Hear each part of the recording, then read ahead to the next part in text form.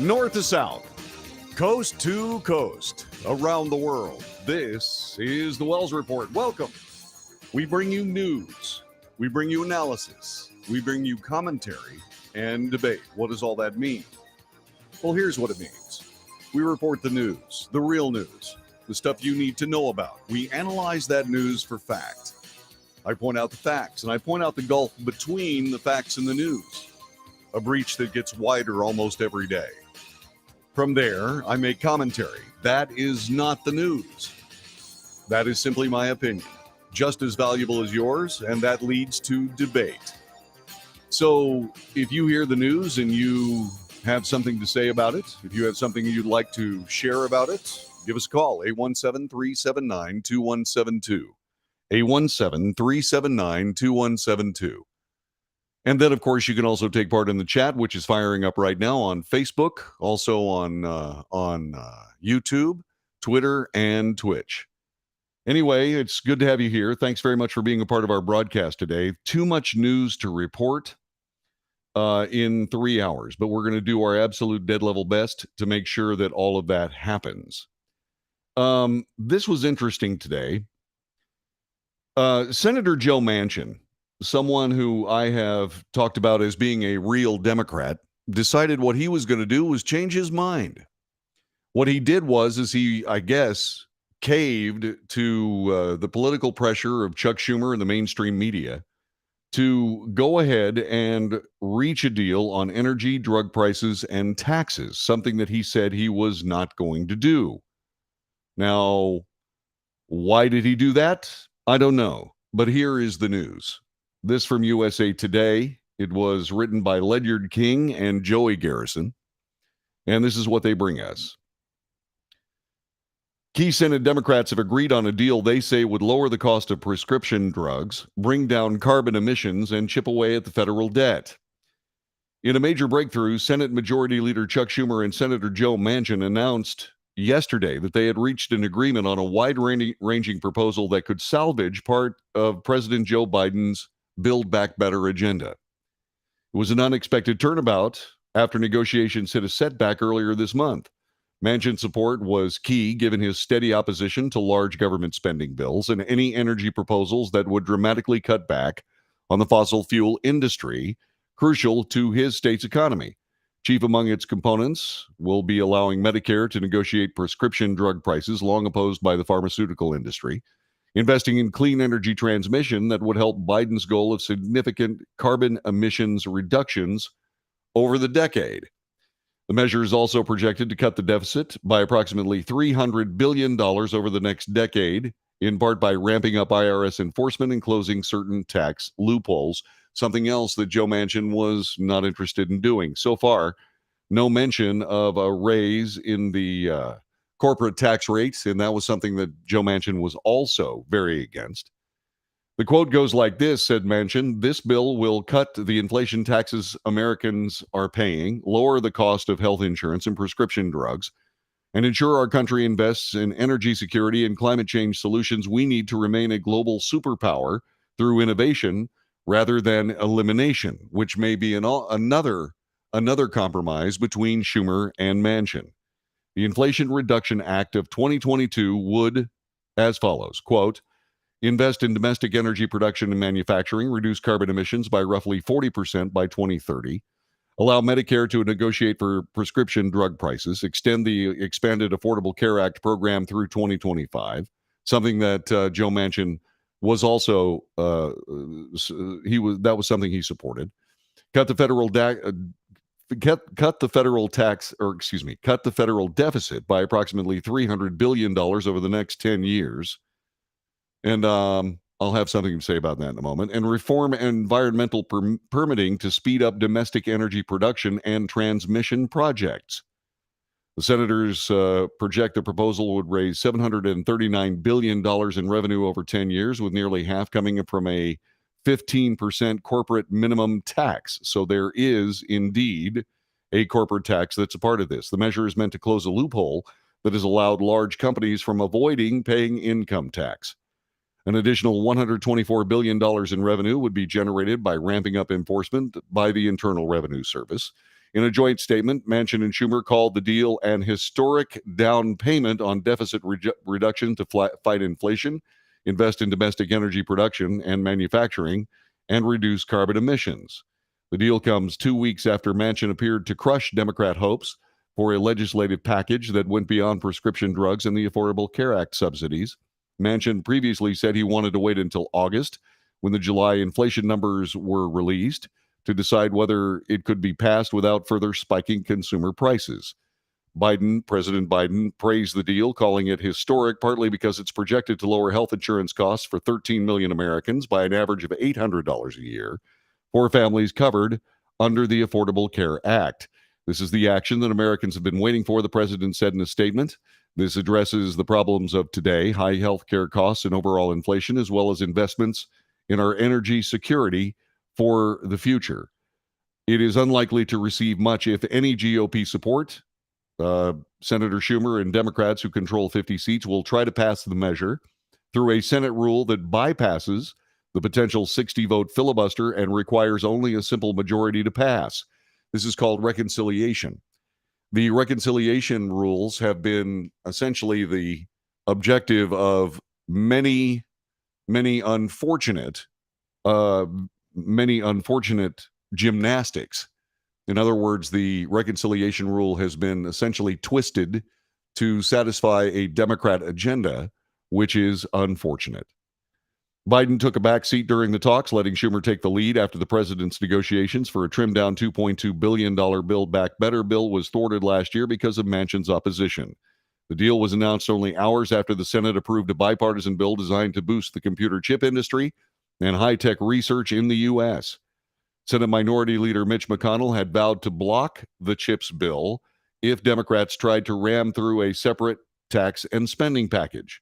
Oklahoma GOP Representative Kevin Hern urged his fellow Republicans to block the CHIPS bill in light of this deal.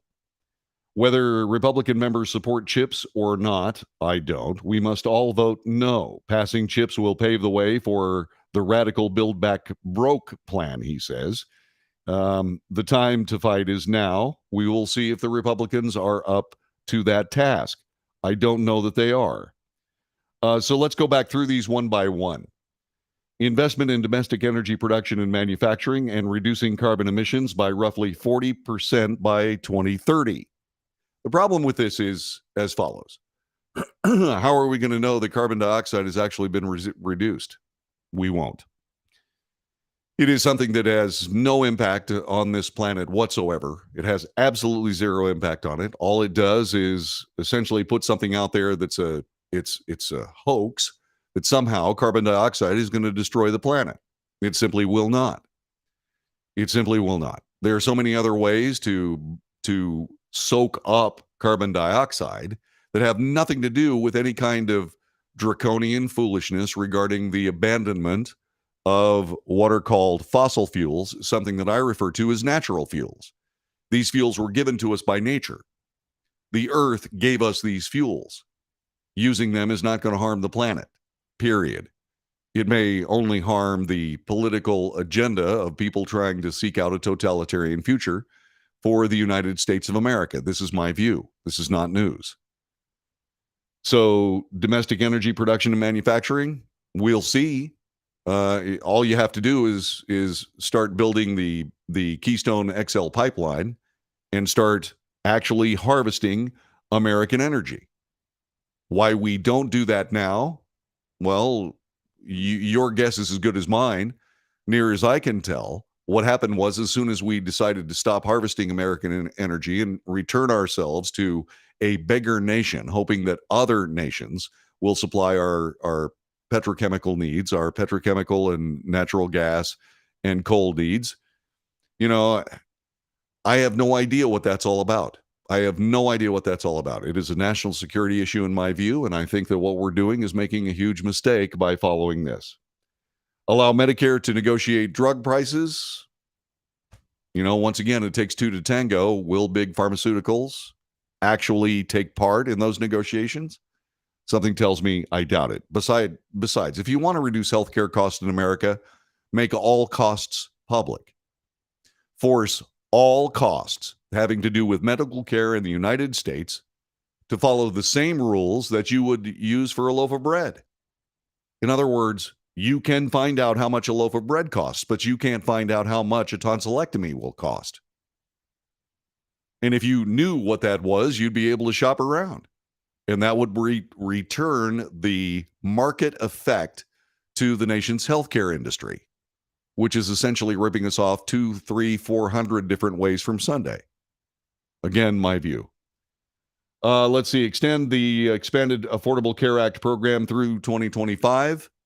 Anybody who has lived through COVID-19 knows that government control of healthcare is a disaster.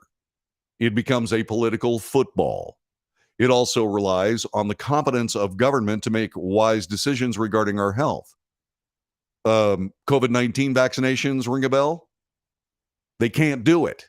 They simply can't do it because politics trumps even just basic thought and basic science. All the while, they're talking about following the science. We must follow the science. Well, it's political science, not actual science. Again, a huge mistake.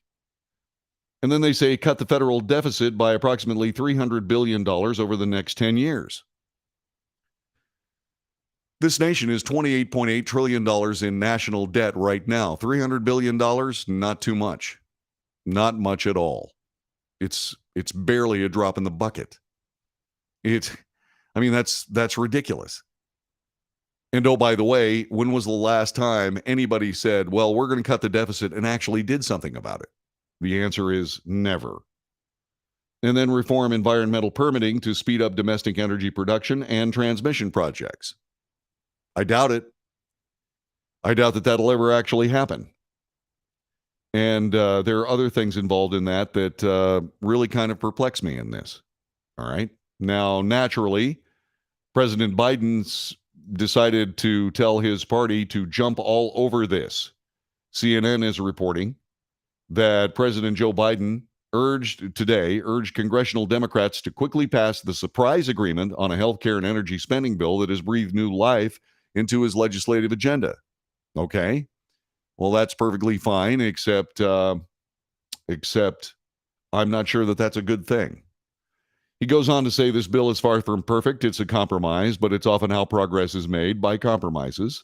The fact that my message to Congress is this: the strongest bill you can pass to lower inflation, cut the deficit, reduce healthcare costs, tackle the climate crisis, and promote energy security, all the time while reducing the burdens facing working class and middle class families. That's what President Biden said during a speech at the White House the day after the deal was announced. So pass it. Pass it for the American people. Pass it for America. West Virginia Democrat Senator Joe Manchin and Senate Majority Leader Chuck Schumer announced the agreement yesterday, a compromise that includes elements of the Build Back Better initiative, which had been aimed at transforming the country's social safety net, combating climate change, and addressing child and health care costs. We will have more to say about that. What do you have to say about that? Call us 817-379-2172. That's 817-379-2172.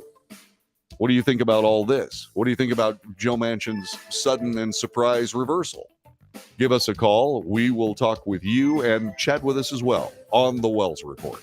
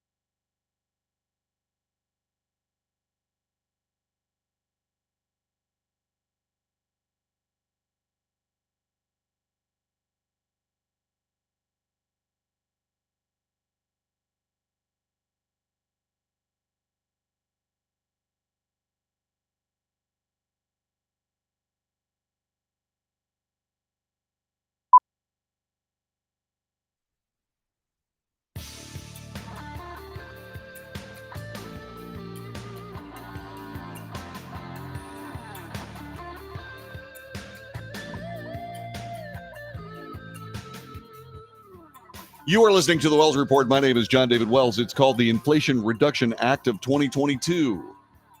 Well, if all of the provisions go into effect, if it's passed with Democrat support only, which is what I suspect will be the case, then what will happen is that 2022 will be long gone before any kind of inflation is relieved in these United States. It's just my opinion. The president said that, simply put, the bill will lower healthcare costs for millions of Americans, will be the most important investment we've ever made in our energy security and developing cost savings and job-creating clean energy solutions for the future. He also touted an agreement that will make corporations pay their fair share of taxes. Here's the problem. Corporations don't pay taxes. They are a cost of doing business.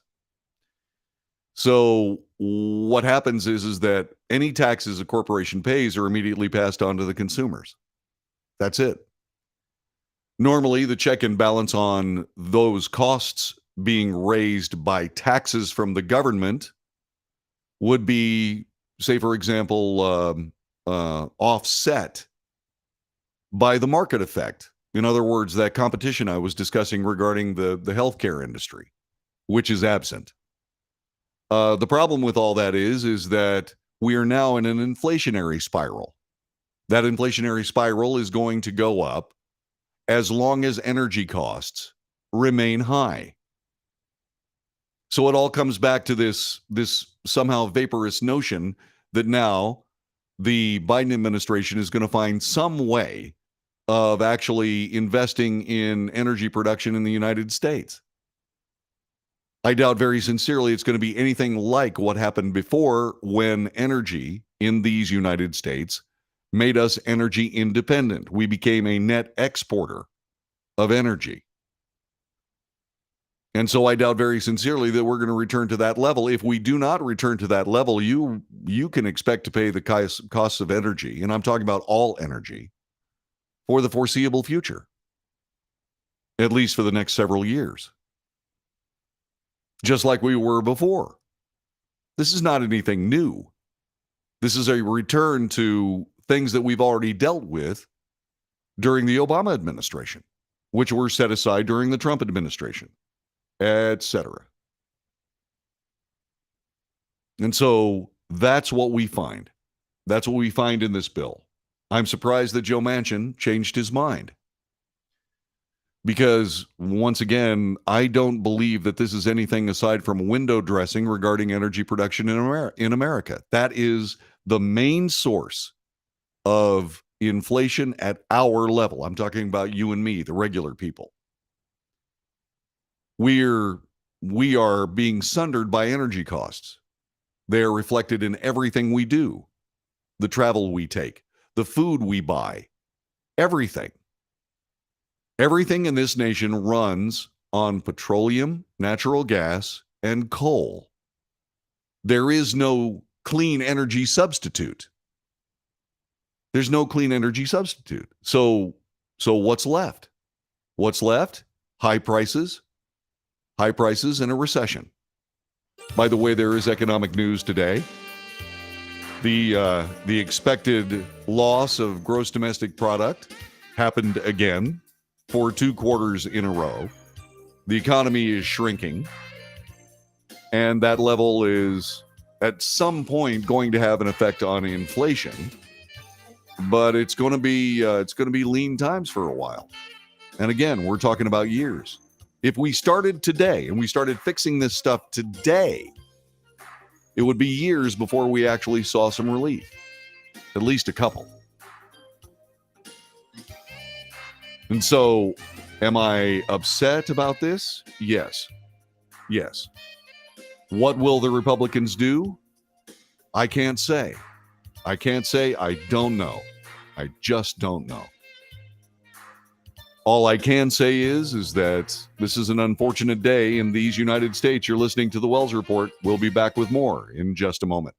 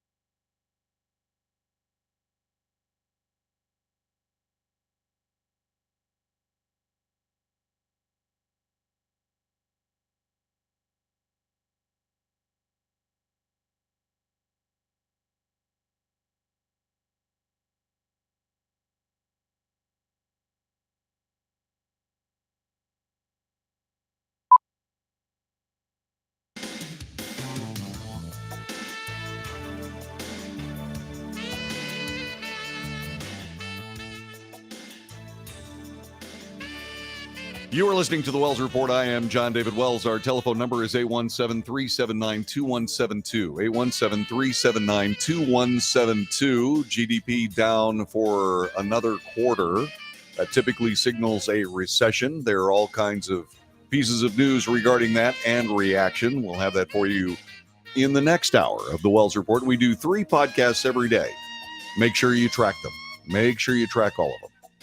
They're important. And by the way, at least I think they're important. Whether you do, that's up to you. But if you do think they're important, please do share them with your friends. We've got to build this one from the ground up. Let's hope we're successful. It's the Wells Report. I think it's worth it. I hope you do too. President Bush held his longest call with Chinese President Xi Jinping. That happened this morning amid tensions between the two world powers. The call, the 5th between President Biden and Xi since Biden took office, began at 8:33 in the morning, lasted 2 hours and 17 minutes, according to the White House. Chinese government officials have recently demanded that House Speaker Nancy Pelosi cancel a planned trip to Taiwan, saying it is a betrayal of Chinese-U.S. foreign policy agreements. The call was part of the Biden administration's efforts to maintain and deepen lines of communication between the United States and the PRC, and responsibly manage our differences and work together where our interests align. This, according to the White House. The call follows the two leaders' conversations March 18th and a series of conversations between high-level U.S. and PRC officials. The two presidents discussed a range of issues important to the bilateral relationship and other regional and global issues, and tasked their teams to continue following up on today's conversation, in particular, to address climate change and health security. Asking the Chinese, let me turn this over here. See, I report the news on this camera and I talk to you on this camera. Yeah, asking the Chinese to take part in anything resembling health security, I think is ridiculous, especially considering that they unleashed COVID-19 on the entire planet. They don't care about health. They don't care about health at all. On Taiwan, President Biden underscored that the United States policy has not changed and that the U.S. strongly opposes unilateral efforts to change the status quo ante or undermine peace and stability across the Taiwan Strait. The Chinese Communist Party has threatened to respond harshly if Pelosi visits the island, which mainland China believes rightfully belongs to the CCP, but which Taiwan itself denies. The Chinese government warned last week it would take forceful measures if Pelosi visited Taiwan after the Financial Times reported she would travel to the Chinese-claimed island next month. Taiwan, officially known as the Republic of China, is an island nation off the coast of Asia's mainland. Taiwan has declared itself independent of the People's Republic of China and have claimed continuation governance from pre-revolutionary China. The People's Republic of China has long claimed sovereignty over Taiwan and the Taiwan Strait, the relatively narrow strip of ocean between the island of Taiwan and the Chinese mainland. The Chinese military frequently send planes into the area, testing Taiwan's defense zone. Also, on the heels of this, and these two subjects come together here in a moment, North Korean leader Kim Jong-un warned this week his country is willing to use the absolute power of its nuclear weapons against the U.S. and South Korea in a speech. This according to the North Korea KCNA news agency. Quote, "Our armed forces are completely prepared to respond to any crisis, and our country's nuclear war deterrent is also ready to mobilize its absolute power dutifully, exactly, and swiftly in accordance with its mission." This happened yesterday, according to the state-run media. Kim was speaking to Korean War veterans on the 69th anniversary of the end of the fighting in an apparent effort to bolster national unity and economic struggles connected to a coronavirus outbreak and U.S. sanctions. I'm thinking they're talking about the Korean War. The North Korean leader accused the U.S. of double standards and gangster-like activity over its military joint drills with South Korea while criticizing North Korea for its missile tests. He also claimed the U.S. is demonizing North Korea to justify its own hostile policies. That's mainly for domestic consumption. Kim criticized newly elected South Korean President Yoon Suk Yeol who has decided to take a hard line against North Korea and forge a strong military alliance with the U.S., claiming Yoon is controlled by confrontation maniacs and gangsters. He's referring to us. Talking about military action against our nation, which possesses absolute weapons that they fear the most, is preposterous and a very dangerous suicidal action, said Kim. Such a dangerous attempt would immediately be punished by our powerful strength, and Yoon Suk Yeol government and his military will be annihilated. Yoon had sought to bolster the country's ability to neutralize nuclear threats from North Korea, including preemptive strike capabilities. We once again urge North Korea to take the path of dialogue to achieve substantive denuclearization and peace, said Yoon's office in response to Kim's remarks, adding that South Korea is capable of defending itself. North Korea is planning on conducting its first nuclear test in 5 years soon, this according to U.S. and South Korean officials. These two international statements and declarations by these countries is instructive. Why? Because Joe Biden does not represent a threat to either of those countries. He simply doesn't. The PRC, the People's Republic of China, has long sought to cross the Taiwan Strait and bring their government to the now free Republic of Taiwan. They have not done so because of the deterrent value of the United States. That deterrent value has been upheld for decades. The question is, will Joe Biden continue to uphold it? The Chinese came up with a statement a couple of days ago that said, we're pretty sure that the United States is more interested in loving Los Angeles than loving Taiwan.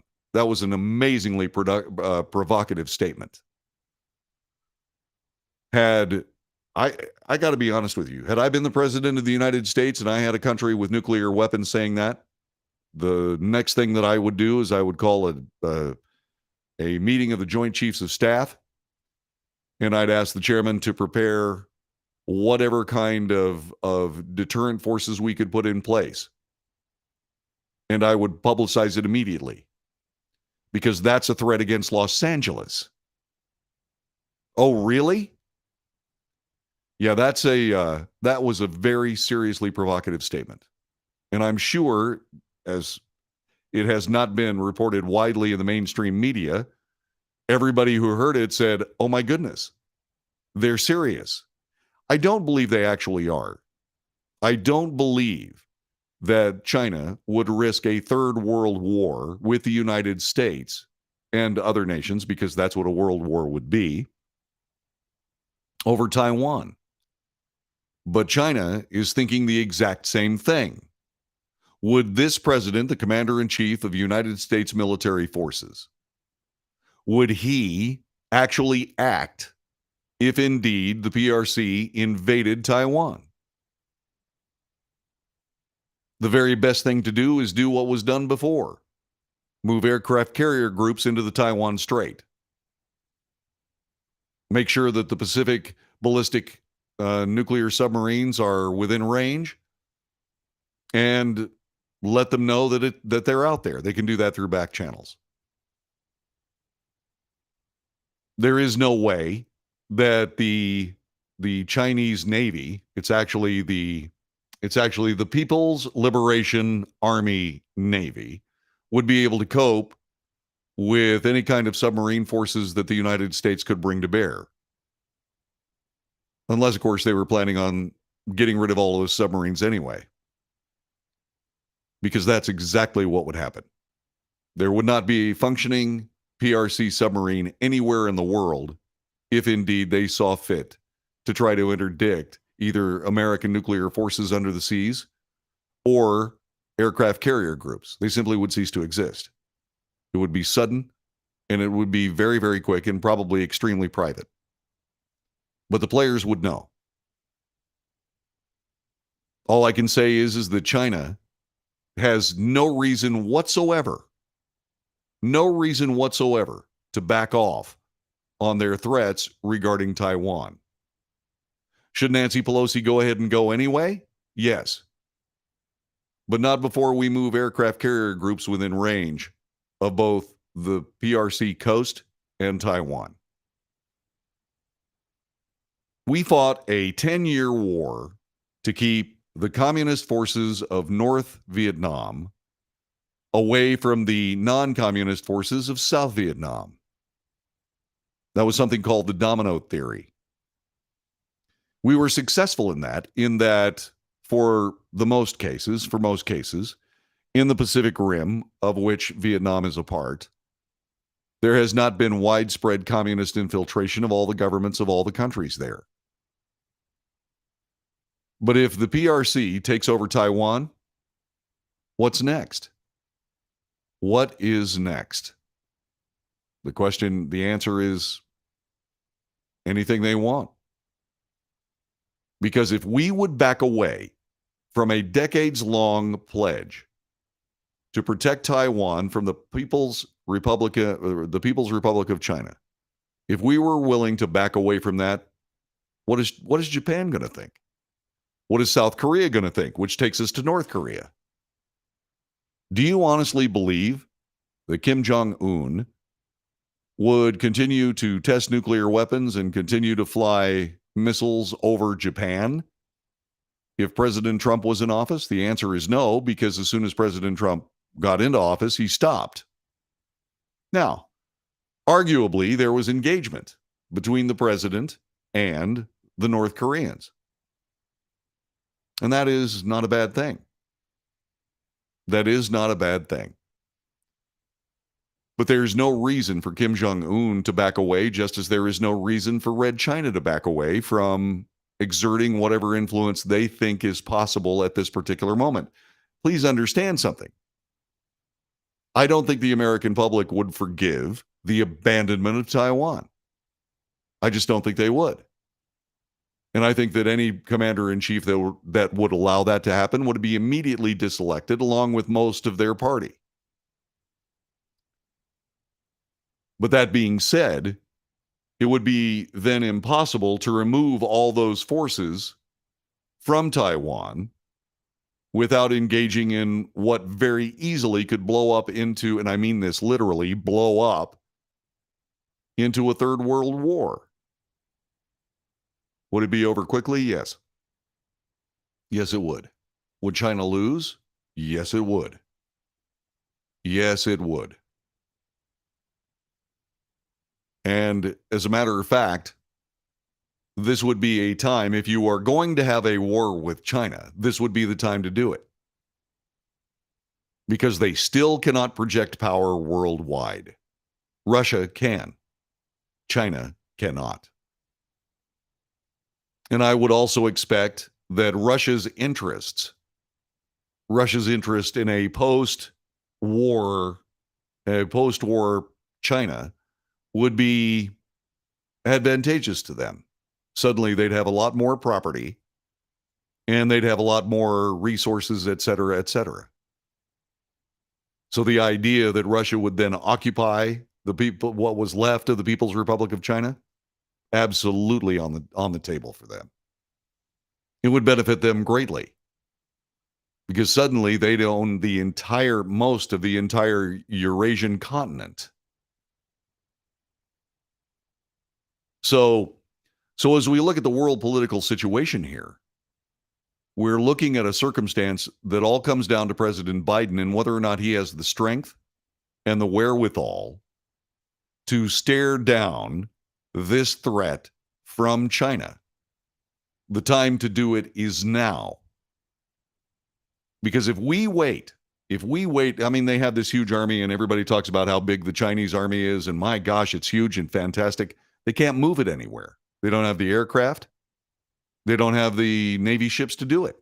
They can't move it anywhere. Can they go across the Taiwan Strait? Sure. But if they start thinking about actually trying to fight a world war, they don't have a chance. But if we don't do something to stop them, 10, 15 years from now, 20 years from now, they will have a chance.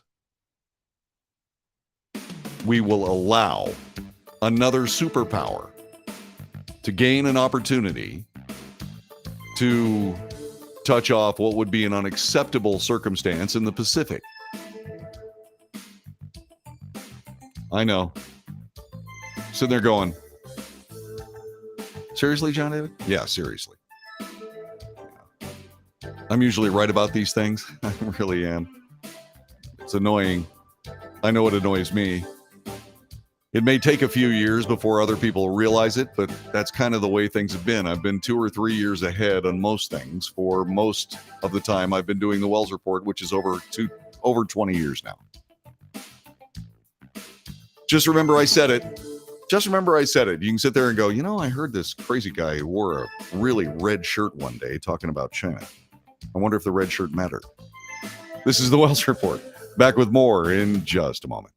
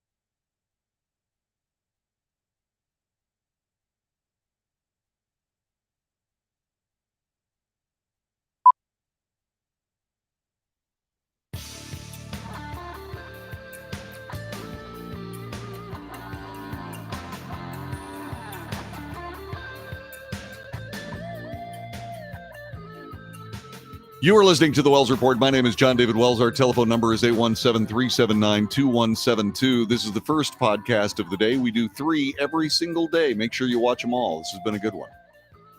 The next one will be more informative. We talk about the United States economy shrinking for the second quarter in a row when it comes to gross domestic product. We'll be talking about that and what that means and what the president is saying about it and what that means. We'll have that for you in just a little bit.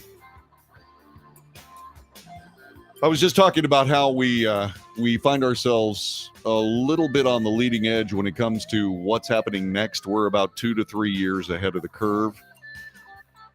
And I have an example of that. About 2 or 3 years ago, our utilities in Texas came up with what they called smart meters. These were electric meters that could be run from the home office. It was optional at first, and then they just showed up at your house and changed your electric meter. And I'm not really happy about it because that gives an incidental, moment by moment thumbnail sketch of what your electricity usage is, which is, as far as I'm concerned, an egregious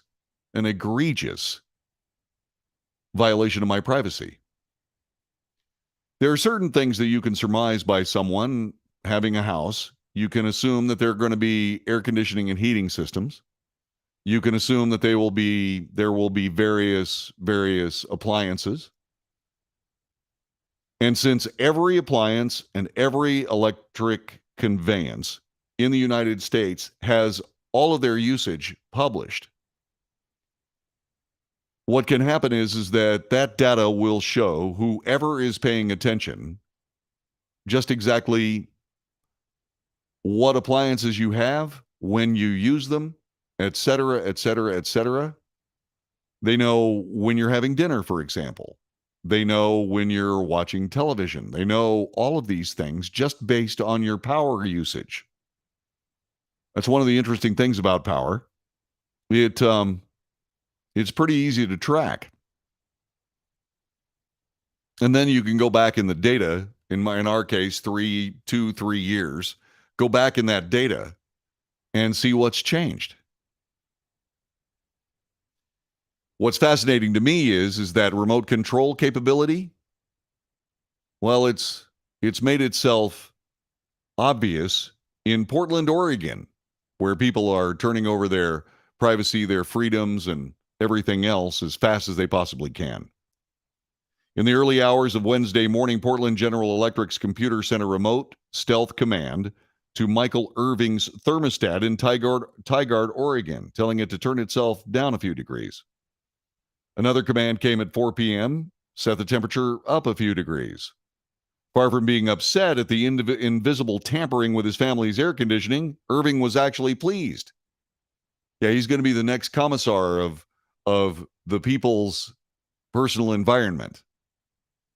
It's not like the house was 100 degrees or something. We were sweltering. Instead, it simply went up from its usual 75 degrees to a little closer to 78. Yeah. Temperatures in Irving's corner of the Pacific Northwest, normally mild, hit 97 on Wednesday, with a forecast of 102 Friday and Saturday as the area endures an unusually long heat spell. Called voluntary energy shifting programs or demand response, consumers grant their utilities the right to slightly lower their energy use when power demand spikes in return for a small credit on their bills. It saves me a few dollars. He signed up in 2020. The temperature difference inside his house is so minor, he doesn't really notice. Yeah. It's a small change that saves me a few dollars and helps the community during times like this. During a heat wave, it's a win-win. PGE's energy shift encompasses several programs, said Larry Beckedahl, the utility senior vice president of advanced energy delivery. One raises or lowers willing customers' thermostats slightly when heat waves or cold snaps create short-term power crunches. Another, for apartment buildings, turn off large hot water heaters from 4 to 7 p.m. when the power usage is highest without leaving them in the lurch. There's enough residual heat that it's still hot. Sure it is. Everyone who signs up gets 24-hour notice via email or text, can opt out of the program anytime should they need to.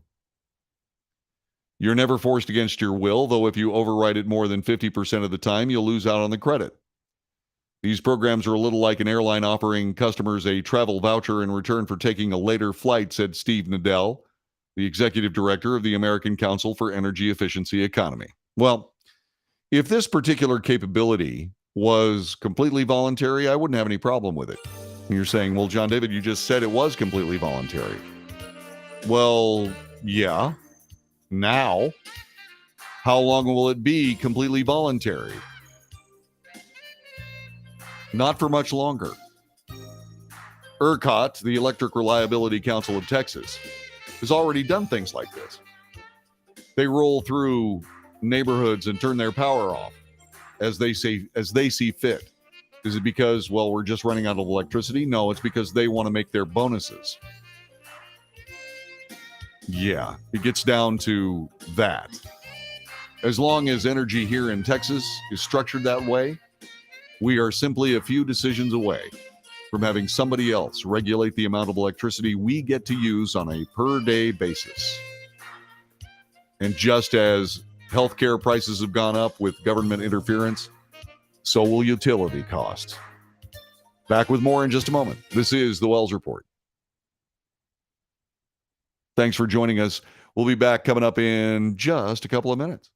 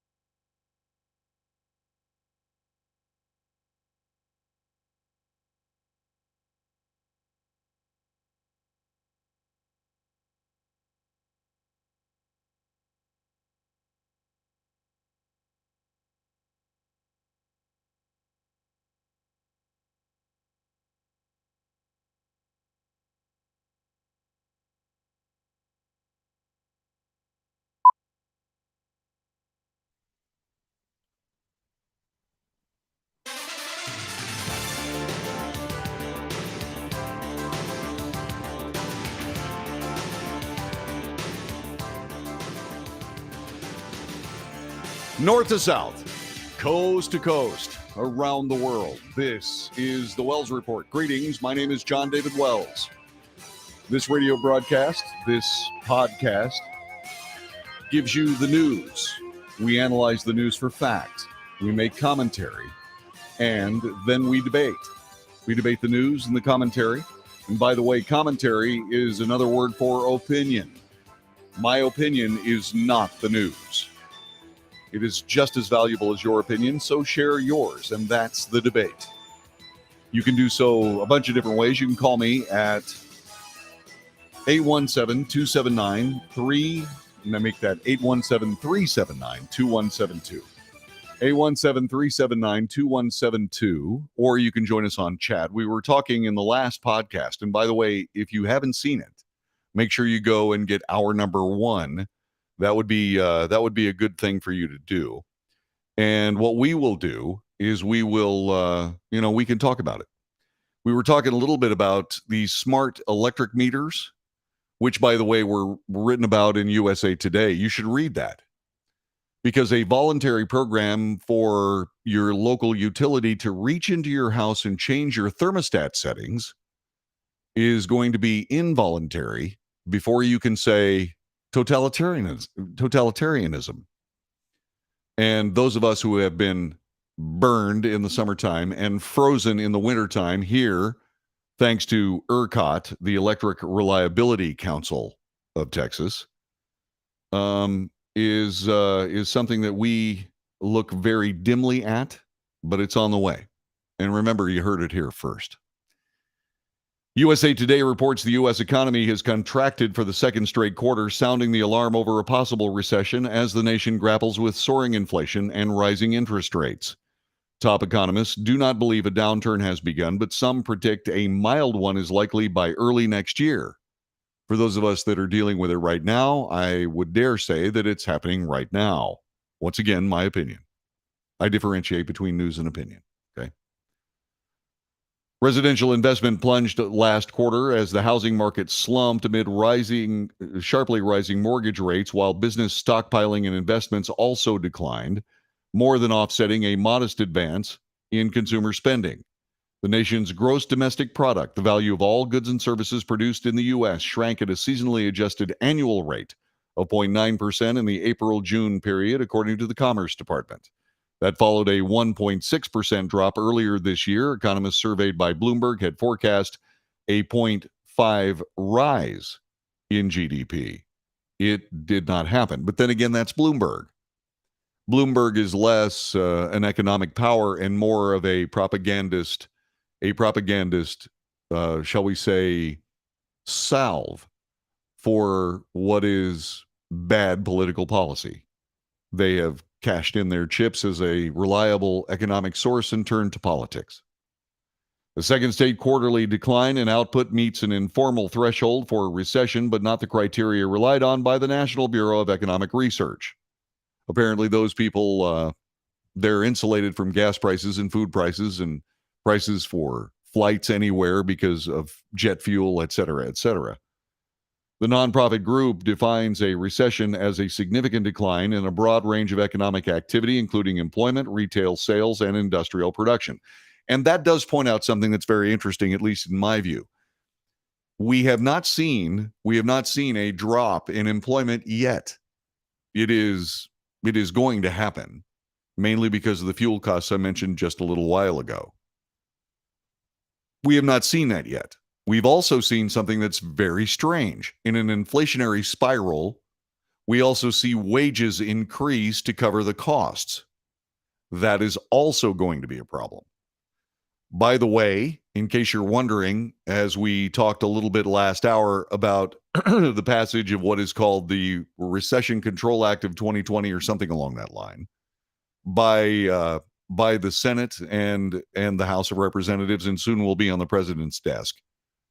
Or actually, it wasn't passed yet, but the Senate will vote quickly. What we're seeing is we're going to see that corporate taxes will go up somewhere in the vicinity to 15%. That's the absolute minimum that a corporation will pay.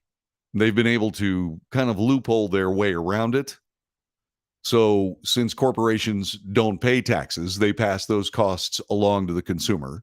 Expect whatever product those goods and services, whatever product that corporation or those corporations actually bring to the marketplace, they will increase. The prices will increase for those, which will mean that there will be more added. This bill that they're going to pass will also add more money to the economy, which will further increase inflation. Now remember, these things follow a ballistic path. It's like a rocket. You know, a rocket booster propels a payload, if you will, but not all the way to where it lands.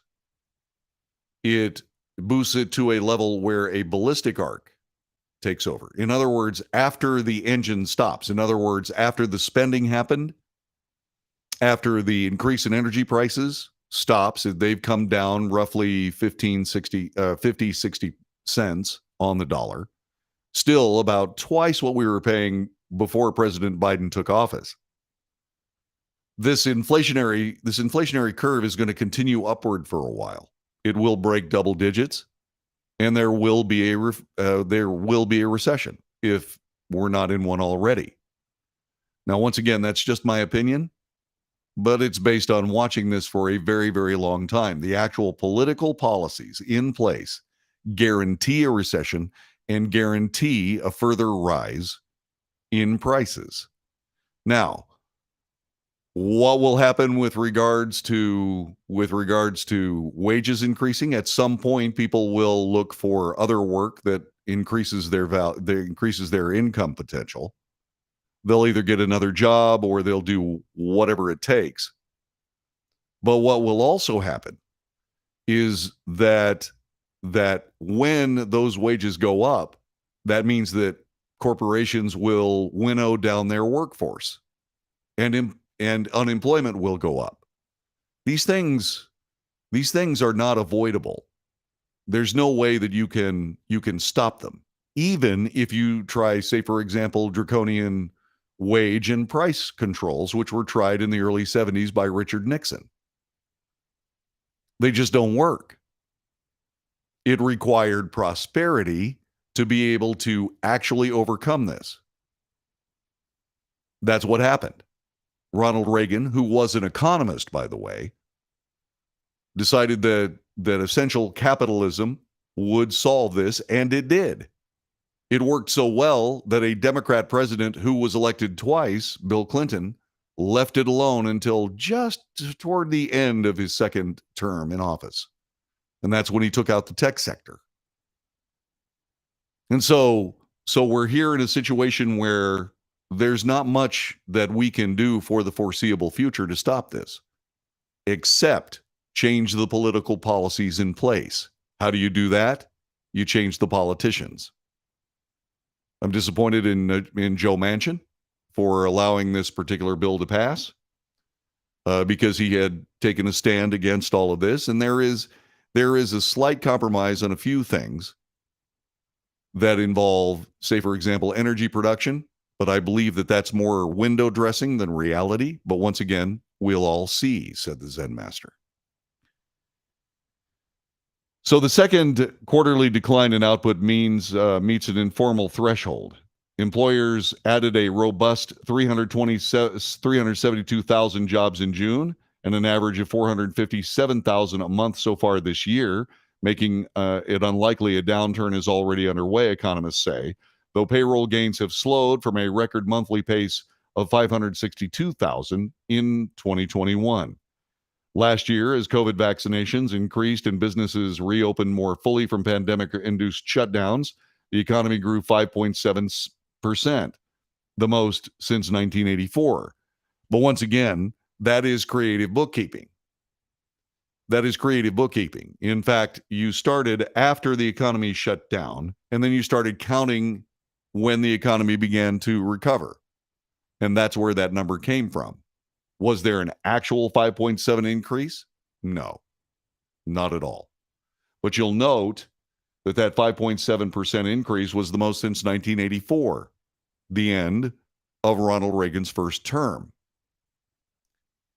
Also, the main reason for last quarter's slide in GDP was slower inventory building by businesses, which is one of the signs of a recession. A volatile category that doesn't reflect the economy's fundamental health. Similarly, output fell in the first quarter because of inventories in trade, another category beset by sharp swings. Also, the supply chain thing, once again, a self inflicted wound, still remains in this nation to this day. Economic growth slowed in the first half of 2022, but U.S. economy is not in a recession, said Gus Foucher, the chief economist of PNC Financial Services Group. Yet there's little doubt that the economy is shifting into a lower gear and entering a perilous period. Inflation hit a 40-year high of 9.1% in June, and Federal Reserve is trying to combat the price surge by aggressively raising interest rates in a campaign that could trigger a recession. It's triggering a recession on purpose to try to get a hold of inflation. Once again, self-inflicted wounds. Goldman Sachs sees a 30% chance of a downturn over the next year. Wells Fargo predicts a mild recession in early of 2023. In the second quarter, inflation-adjusted domestic final sales, excluding trade, inventory, and government purchases, were flat, following a 3% rise in the first 3 months of the year. In other words, consumer and business spending, the economy's engine, is slowing down, which is another harbinger of a cooling and slowing economy, which is also known as a recession.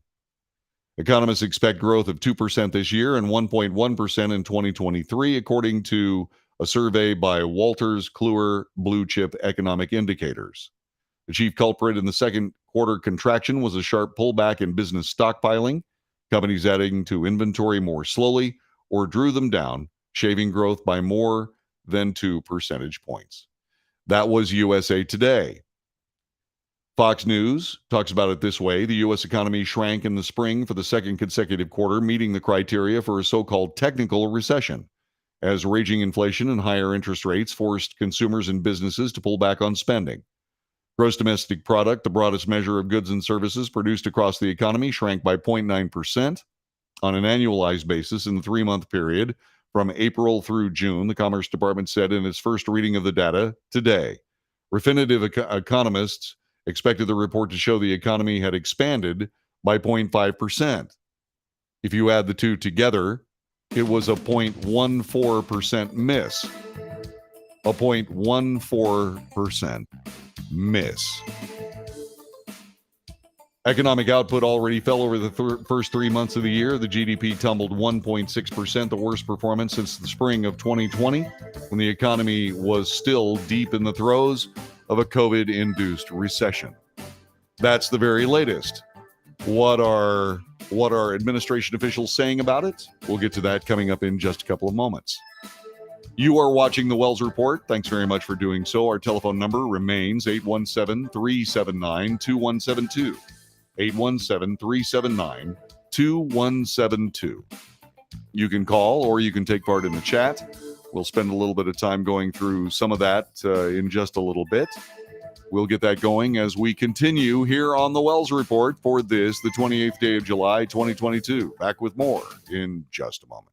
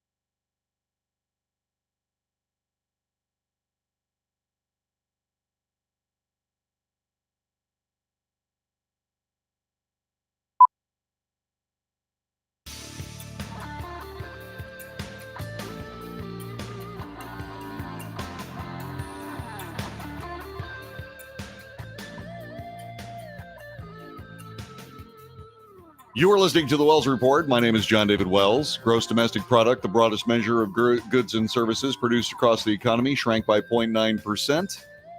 Many of these experts that are predicting that there will be a mild recession beginning, say, for example, in the early part of 2023, pretty much said that they were expecting the report to show the economy had expanded. In other words, went up 0.5%. So they missed their estimates by 0.14%. That is an ugly miss. It absolutely is. Seema Shah, who's the chief global strategist at Principal Global Investors, said this: policymakers will no doubt be trying to tie themselves in knots, trying to explain why the U.S. economy is not in recession, which is what they have been doing for the last several days in anticipation of this report. However, they make a strong point. While 2 consecutive quarters of negative growth is technically a recession, other timelier economic data are not consistent with a recession. She's talking about unemployment and some other things. Recessions are technically defined by 2 consecutive quarters of negative economic growth and are characterized by high unemployment, lower negative GDP growth, falling income, and slowing retail sales, according to the National Bureau of Economic Research, which, by the way, I'm not exactly pleased with their assessment of this, because what they're doing is they say falling income, but they're not paying attention to inflation. Even though income hasn't technically fallen, inflation has rendered the value of the money being earned by people much lower. In the case of the last inflationary report, 0.9%. So you're sitting here looking at what is a mess from a standpoint of just exactly where all this is going. We are in trouble here, and it's going to be there for a while. And once again, we talk a little bit about the actual anecdotal basics of the economy. In other words, there may be a bunch of Wall Street analysts who have no real problem with inflation or where the economy is. However, you and me have a different perspective. Anna Duran works in Riverside, California. She's a travel counselor. Late last year, she lost her job shortly before seeing the price of eggs rise to $7.99 a dozen. Price of a single avocado rise to $2.99 at their local store. In June, it cost her $94 to fill up her gas tank instead of the $50 it cost her last year. Duran has been receiving unemployment benefits and working part-time as a caregiver for a resident at a senior center. To make ends meet, she's also been selling her own gold jewelry and crushing aluminum cans to recycle for extra cash. She's one of the many people who are doing what they can to get by in Riverside, California, part of a region known as the Inland Empire, which saw 9.4% annual inflation in May. By the way, I said 0.9% inflation. It was 9.1%. Sorry, I got that wrong.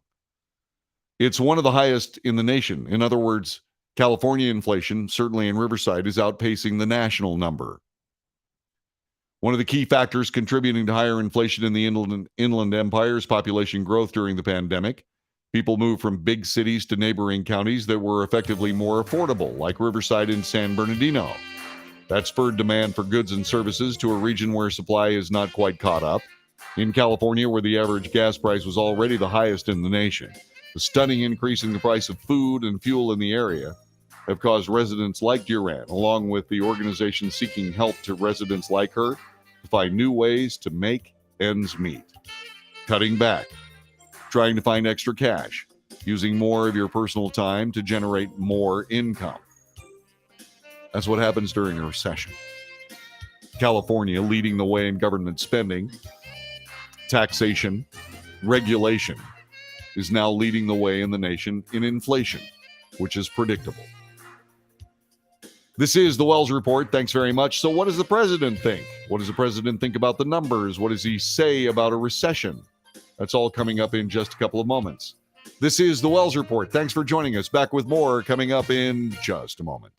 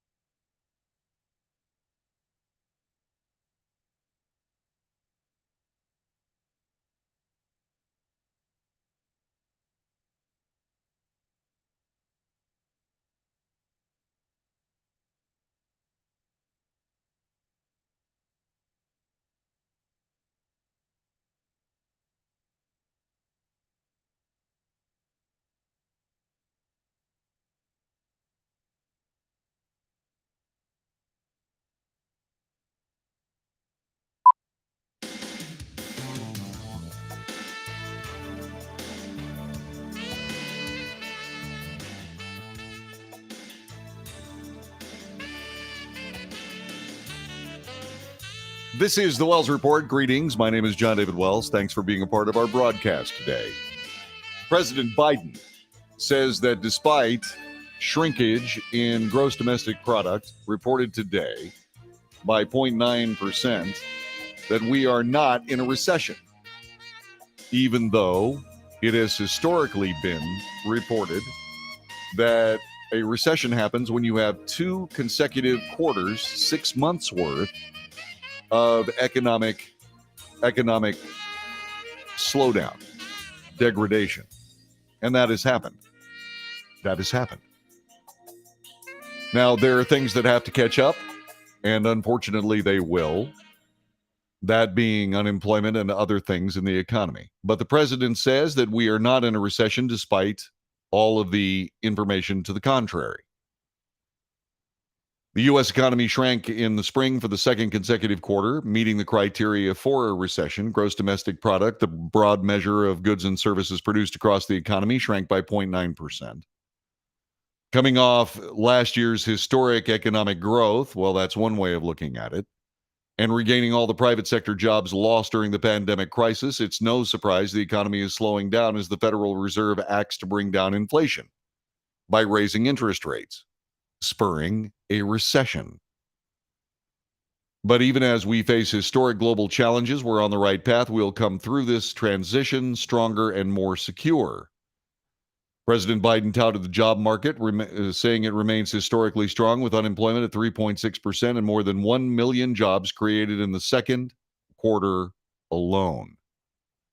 Biden said he met with the chairman of the SK Group from Korea earlier this week, saying it's just one of the companies investing more than $200 billion in American manufacturing since he took office, powering an historic recovery in American manufacturing. My economic plan is forced on bringing inflation down without giving up all the economic gains we've made. Congress has made an historic chance to do that, or has an historic chance to do that, by passing the CHIPS and Science Act and the Inflation Reduction Act without delay. By the way, Republicans are saying that the CHIPS Act, which would give I believe, $52 billion subsidy to the American chip manufacturing sector, they're saying now that Republicans should back away from approval of that. Now, that could be fraught with some kind of political danger, something that the Republican Party does everything they possibly can to avoid. However, we'll see what happens with that. It would be a good political move. Mitch McConnell, by the way, is just being reported by the Washington Examiner, was caught flat-footed by the Schumer-Manchin deal that moved this bill forward. And so, once again, the politicos are going to have to figure out whether or not they're going to stop the CHIPS bill. That's the one that creates an opportunity for American chip manufacturers to start taking the lead in American chip manufacturing. Whether or not that's going to happen or not is up to the vagaries of Republican politics. And believe me, they're vague. They are simply vague. The U.S. Was not coming into a recession, said the president. This is a double down on that. We are not coming into recession, in my view. I don't think we're going to, God willing. I think we're not going to see a recession. Well, many people are already seeing this. In the meantime, White House economist Jared Bernstein stuck by the administration's claim the country is not in a recession today after the second quarter GDP report revealed the U.S. economy shrank once again in the spring. Bernstein, however, argued the issue was more nuanced and maintained on America's Newsroom that current economic data on job growth, consumer spending, and industrial production proves otherwise. It's simply inconsistent with a recessionary call, he told Bill Hemmer and Dana Perino earlier this morning. The Biden administration repeatedly brushed off concerns of a recession in previous months, going so far as to shift the definition of the term. If you can't beat them, change the rules. Oh, okay. Treasury Secretary Janet Yellen and White House economist Brian Deese claimed in separate interviews that a recession is a broad-based contraction in the economy involving a wide spectrum of data points. Give them time. Bernstein reiterated America's income is growing, pointed to inflation as the primary problem needing to be addressed. What matters most to American households are how they're doing in this economy. When it comes to inflation, we're facing unacceptably high pressure on their budget. And while Bernstein conceded the Americans have seen a bit of relief at gas pumps, citing a 74-cent drop per gallon since mid-June, it's not enough. We've got to do more, he says. He touted the deal reached on the Inflation Reduction Act as a critical breakthrough that will lower the cost of prescription drugs, health insurance, and investments in electric vehicles. Electric vehicles. The Inflation Reduction Act and reduction in prescription drug costs a huge help to our lower income seniors, said Bernstein, explaining the administration plan to ease the burden of inflation. Given one of the most important benefits of our uniquely historic tight job market is it provides some of the best opportunities for lower paid workers. But we do have to do more to help them with inflationary pressures. Remember, there was a big push to raise the minimum wage to areas somewhere around $15 an hour.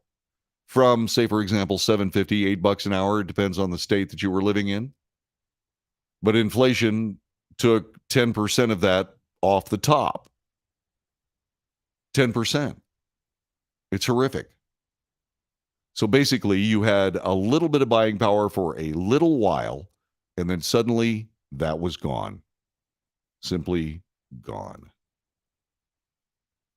Then there's this, reported by CNN. President Joe Biden dismissed fears the U.S. is in a recession after a government report showed the U.S. economy shrunk again in the second quarter, arguing there are signs of economic progress, including the labor market and consumer spending. The president said lower growth was expected compared to last year amid the nation's economic recovery from the COVID-19 pandemic, and said it was inconsistent with the transition to a stable, steady growth and lower inflation. There's going to be a lot of chatter today on Wall Street and among pundits about whether we're in a recession. But if you look at our job market, consumer spending, business investment, we see signs of economic progress in the second quarter as well. The GDP, the gross domestic product, fell by 0.9% on an annualized basis from April through June, according to the Bureau of Economic Analysis. While there is no steadfast rule governing what defines a recession in the U.S., it's commonly understood to be 2 consecutive quarters of the country's gross domestic product shrinking. But a small group of economists at the Business Cycle Dating Committee officially define when the U.S. economy is in a recession. They define a recession as involving, quote, a significant decline in economic activity that is spread across the economy and lasts more than a few months. Like I said, give them time. Just give it time. We've not seen the worst aspects of this yet. Not by a long shot. It was that ballistic arc that I was describing last hour. Once you solve the problems creating economic difficulty, those difficulties, those changes in policies take a while. Meanwhile, the economy continues to arc in an upward inflationary way. And then there will soon be reactions to that arc, and people will start losing their jobs. Might be a good time to sharpen the resume. That's just my opinion. That's just my opinion. The president went on to say that he believes that the nation is on the correct path. That is at odds with 80% of Americans who believe the country is on the wrong path. I was surprised he said this, by the way.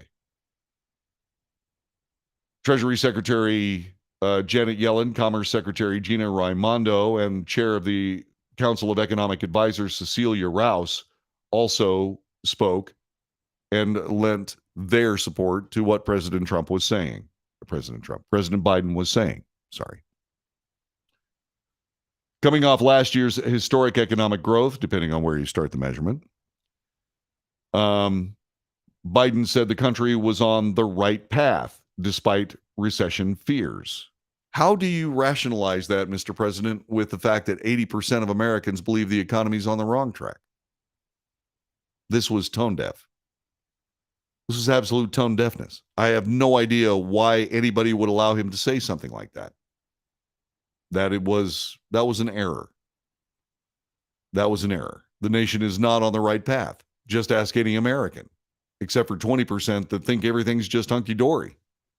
I don't know what they're thinking, but whatever it is, by all means, please give me a call and tell me. If you believe that everything's just fine, please call me on the telephone and talk me off the ledge.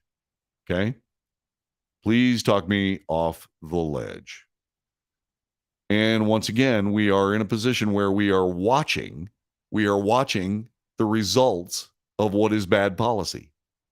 And that bad policy, more or less, is not just still in play, but it's also continuing.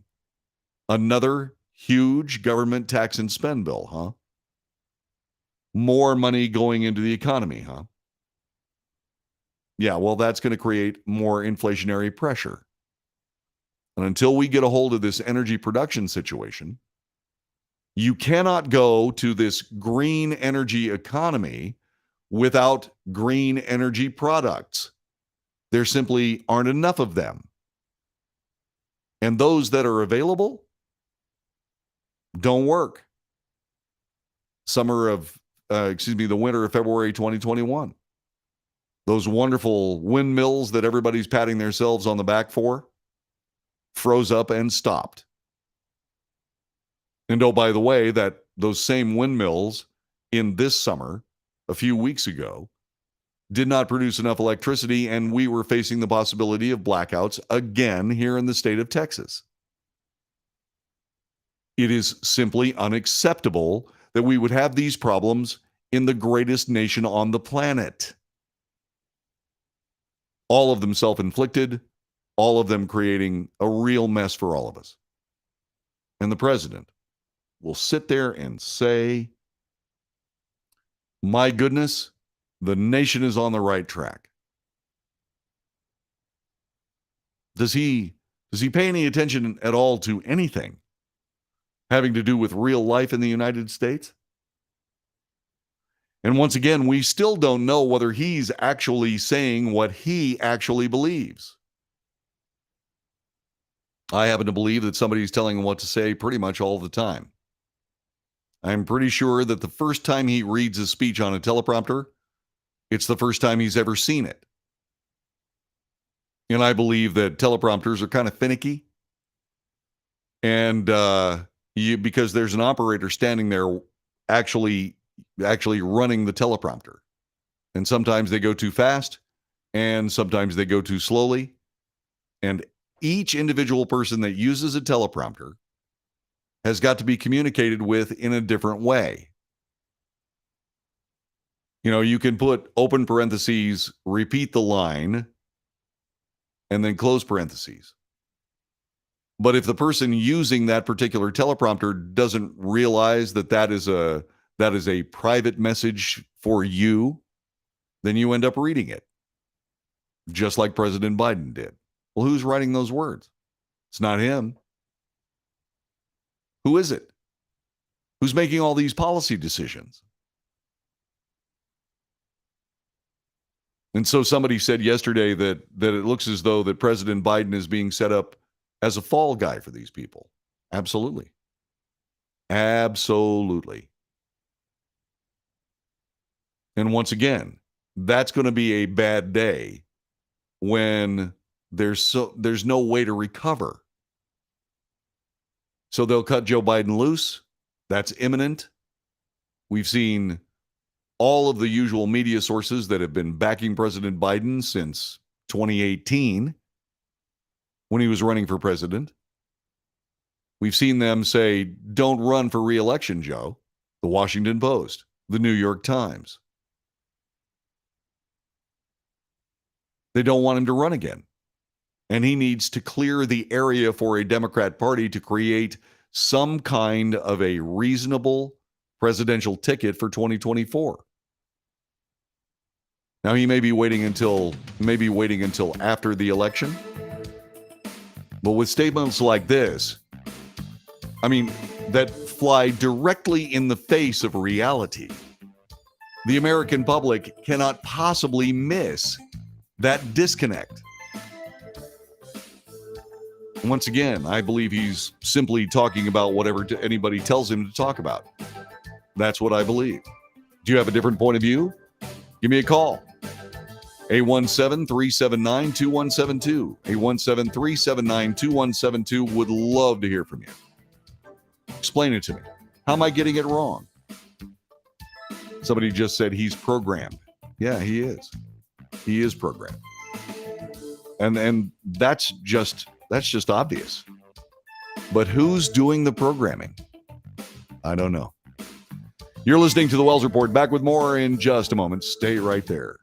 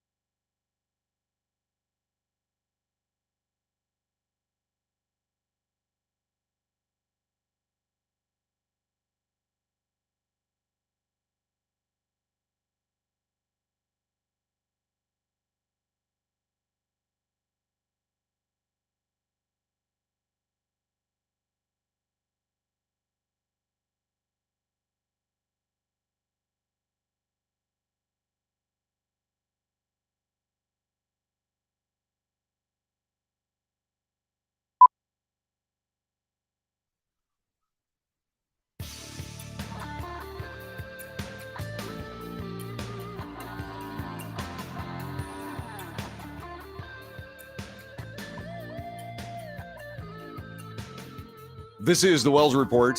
Thanks for joining us. Telephone number 817-379-2172. 817-379-2172. The news, analysis, commentary, debate. It's what we do here. So you can't have a political machine unless you have control of the media. This media can be outright governmental control that they do in most totalitarian nations that take the idea of news and turn it into propaganda.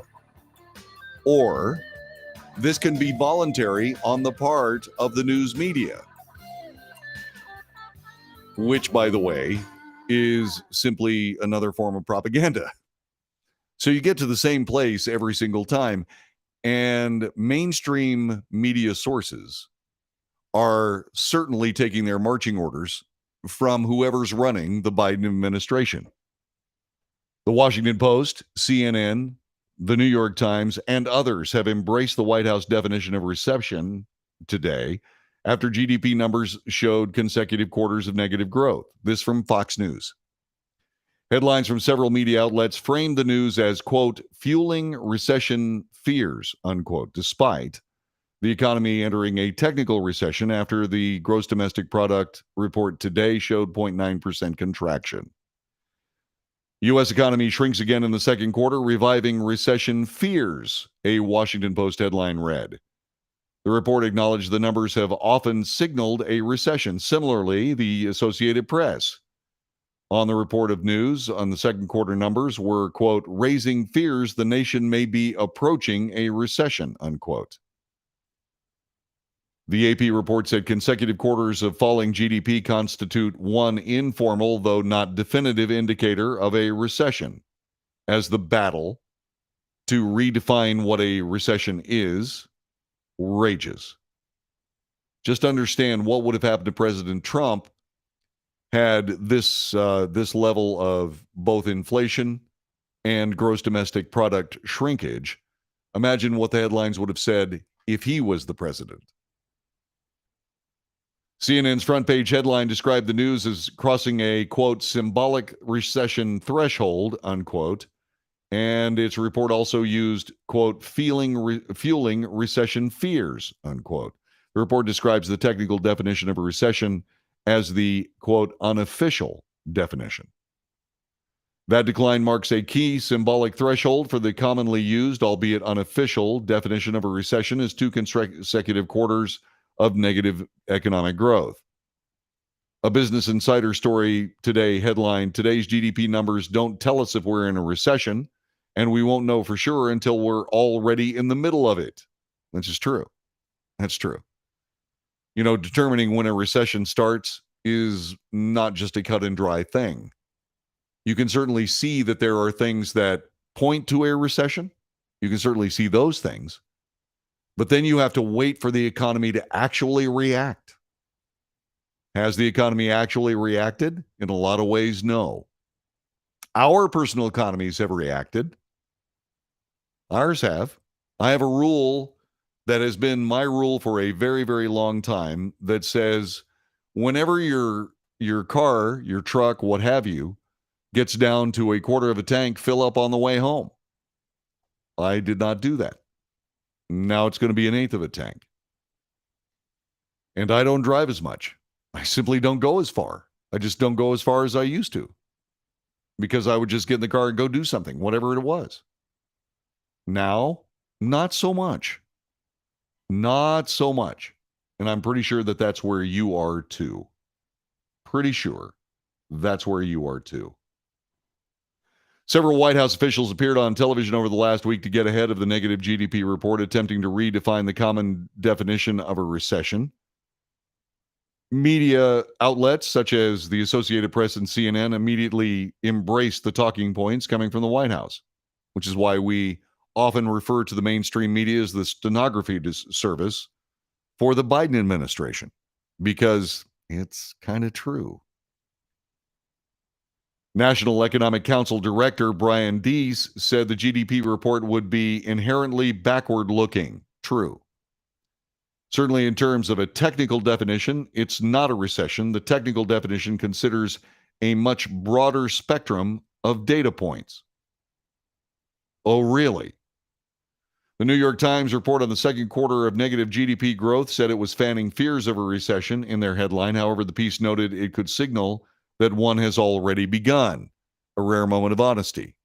What you see once again, and it's important that you notice it, what you see once again is you see the soft pedaling of all of this.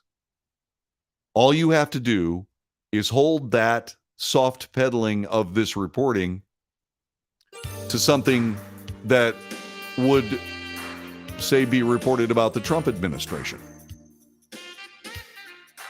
You can pretty much figure that out for yourself.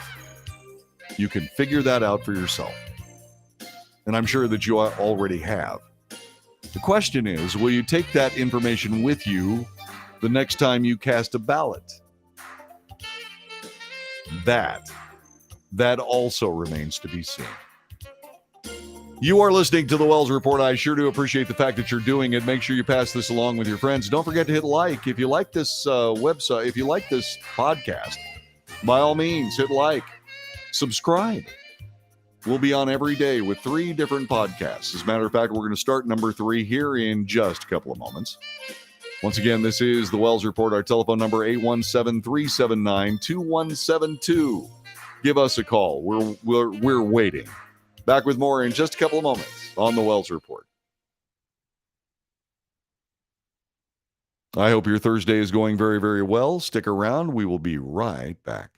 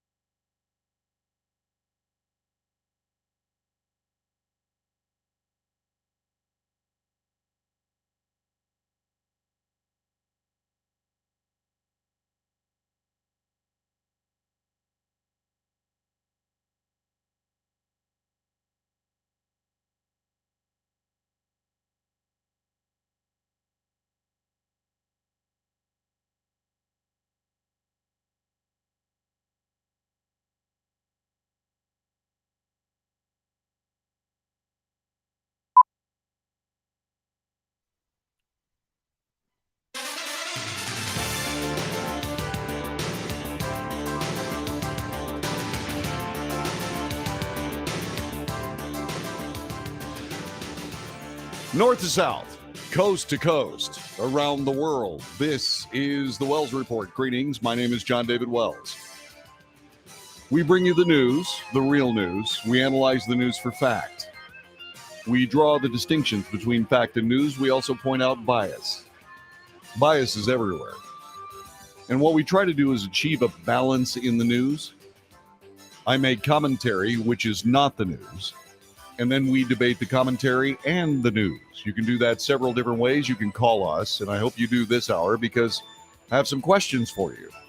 Especially if you are someone like me who voted for President Donald Trump in 2020.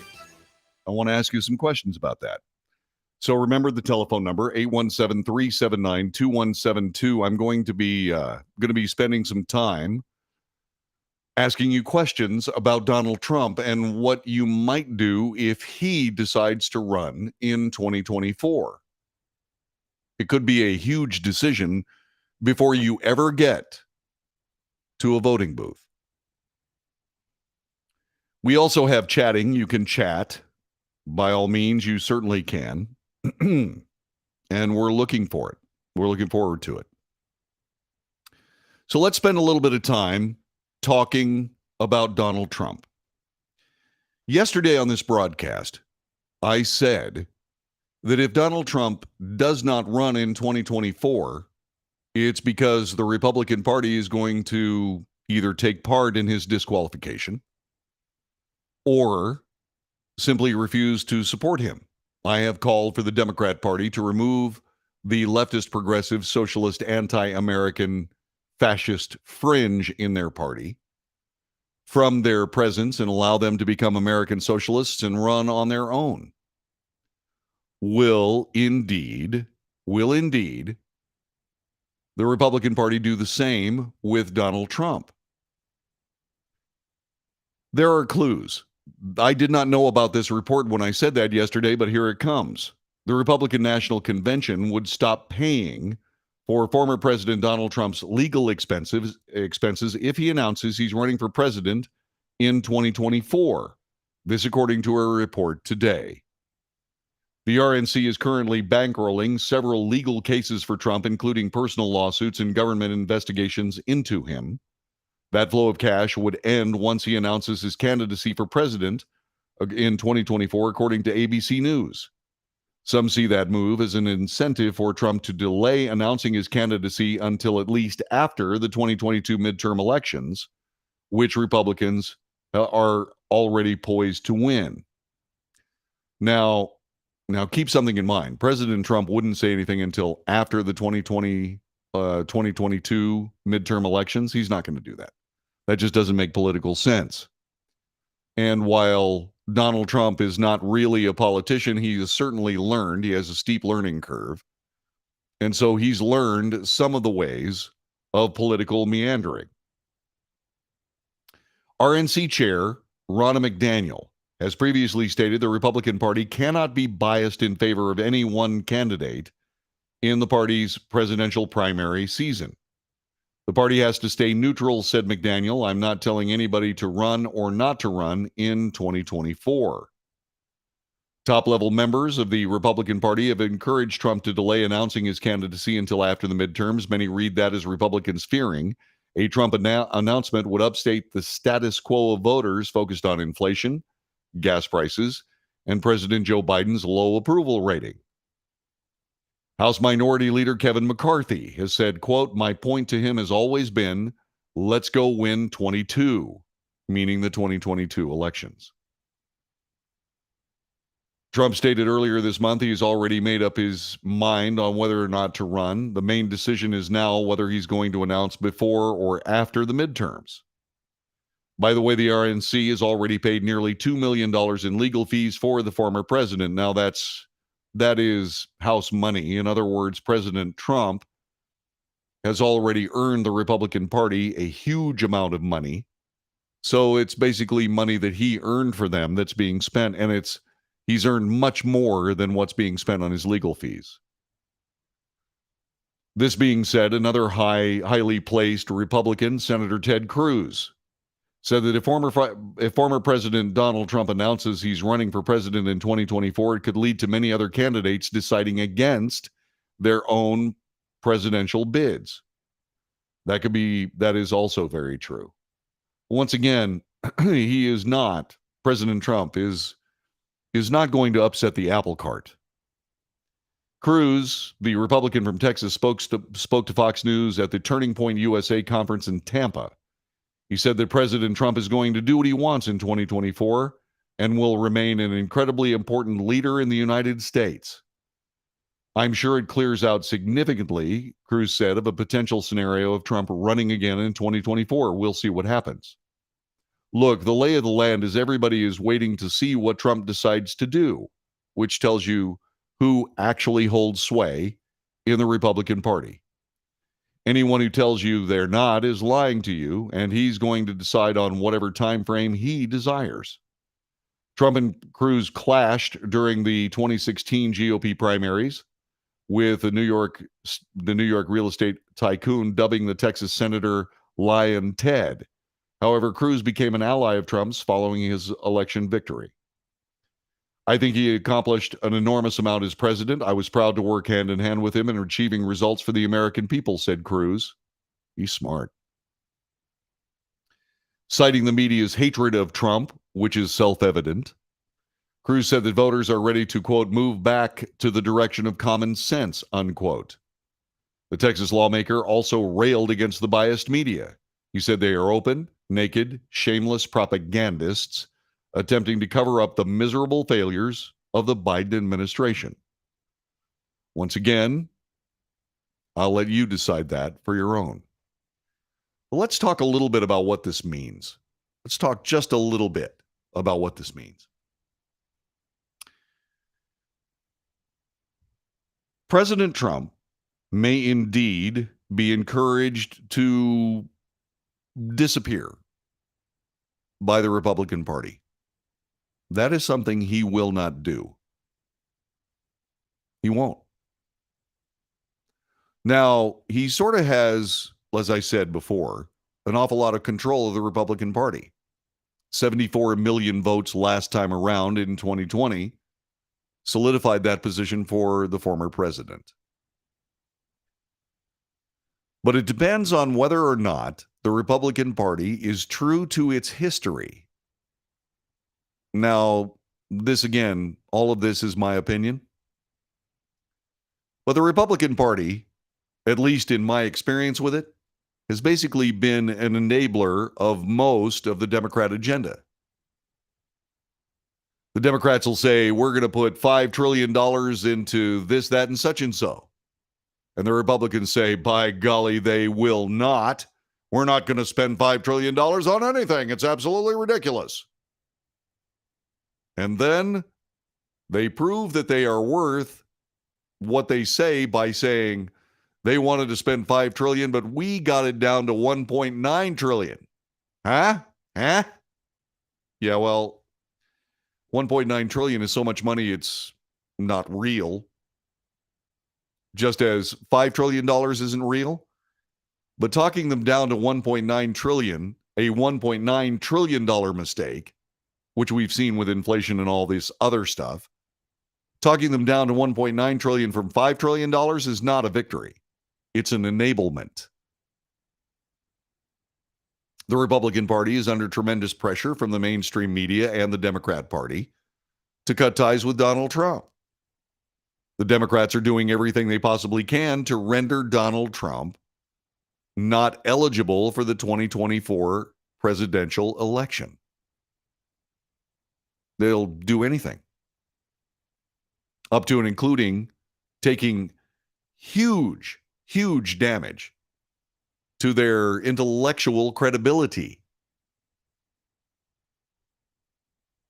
So what happens if the Republican Party caves to that pressure? What if the Republican Party does to Trump what the Democrat Party did to Bernie Sanders, which was say, oh my goodness, Bernie Sanders, a socialist, a Marxist socialist communist, might very well win the the Democrat nomination for president. And then suddenly Joe Biden was the savior. Well, what if the Republican Party does the same thing to Donald Trump? What will you do? What will you do? Telephone number is 817-379-2172. 817-379-2172. What are you going to do if you are in a position where, say, for example, let's say Mike Pompeo is the standard bearer for the Republican Party in 2024? What are you going to do? Are you going to vote for a brilliantly qualified Republican candidate? Or would you vote for Donald Trump if he runs as the presidential candidate for a different party? Say, for example, the Conservative Party of the United States. Would you leave the Republican Party to vote for Donald Trump? Yes or no? And why? 817-379-2172. Would you leave the Republican Party to vote for Donald Trump?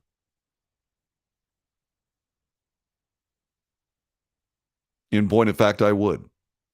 But then again, I've kind of left the Republican Party. When they have power, they don't do anything with it. They want to be a centrist party that picks and chooses what they support so they can say, we won every time. Well, you've basically done that for the time that I've been paying very close attention, and that started during the Bush administration. The Republican Party simply ignores the people of the United States.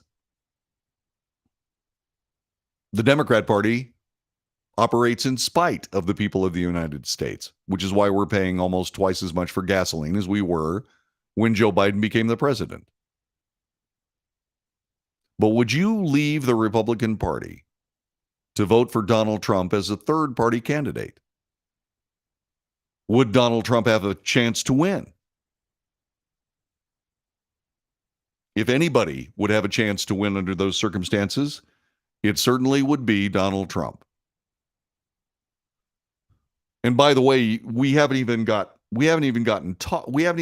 about the possibility of the Republican Party engineering, say, for example, a centrist candidate like Mitt Romney.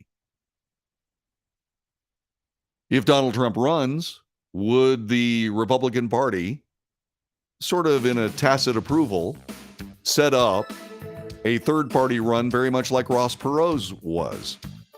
Ross Perot is responsible for the diselection of George H.W. Bush. So would you leave the Republican Party to vote for Donald Trump? Would Donald Trump have a chance to win? In my particular case, the answers are yes and yes. What are your answers? 817-379-2172. 817-379-2172. Join us on chat. Tell me what you think. We're waiting for your answer. Cleo says Bernie Sanders got cheated twice. First with Hillary, then with Biden. The DNC picks who will be their presidential candidate. Their entire primary process is a sham. I have to agree. Back with more in just a moment.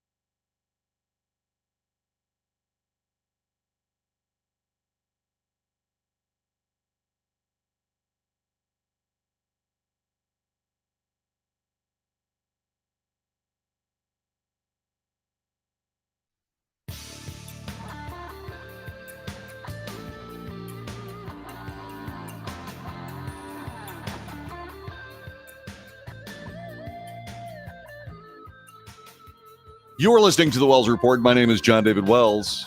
I asked whether or not you would leave the Republican Party to vote for Donald Trump. Someone said it depends on who was running for the GOP. If it was DeSantis, it would be a tough call. Trump needs to get his ego out and push his policies with the best candidate. Okay. That was someone else. I pointed out Mike Pompeo running for the presidency as the GOP standard bearer. I pointed him out because in my view, he's perhaps the best of the bunch, aside from Donald Trump, for the Republican Party. So if indeed he was the standard bearer for the GOP, it would be a tough call. It would be a tough call. But I believe that I think we've seen enough from both of these political parties. I believe we've seen enough.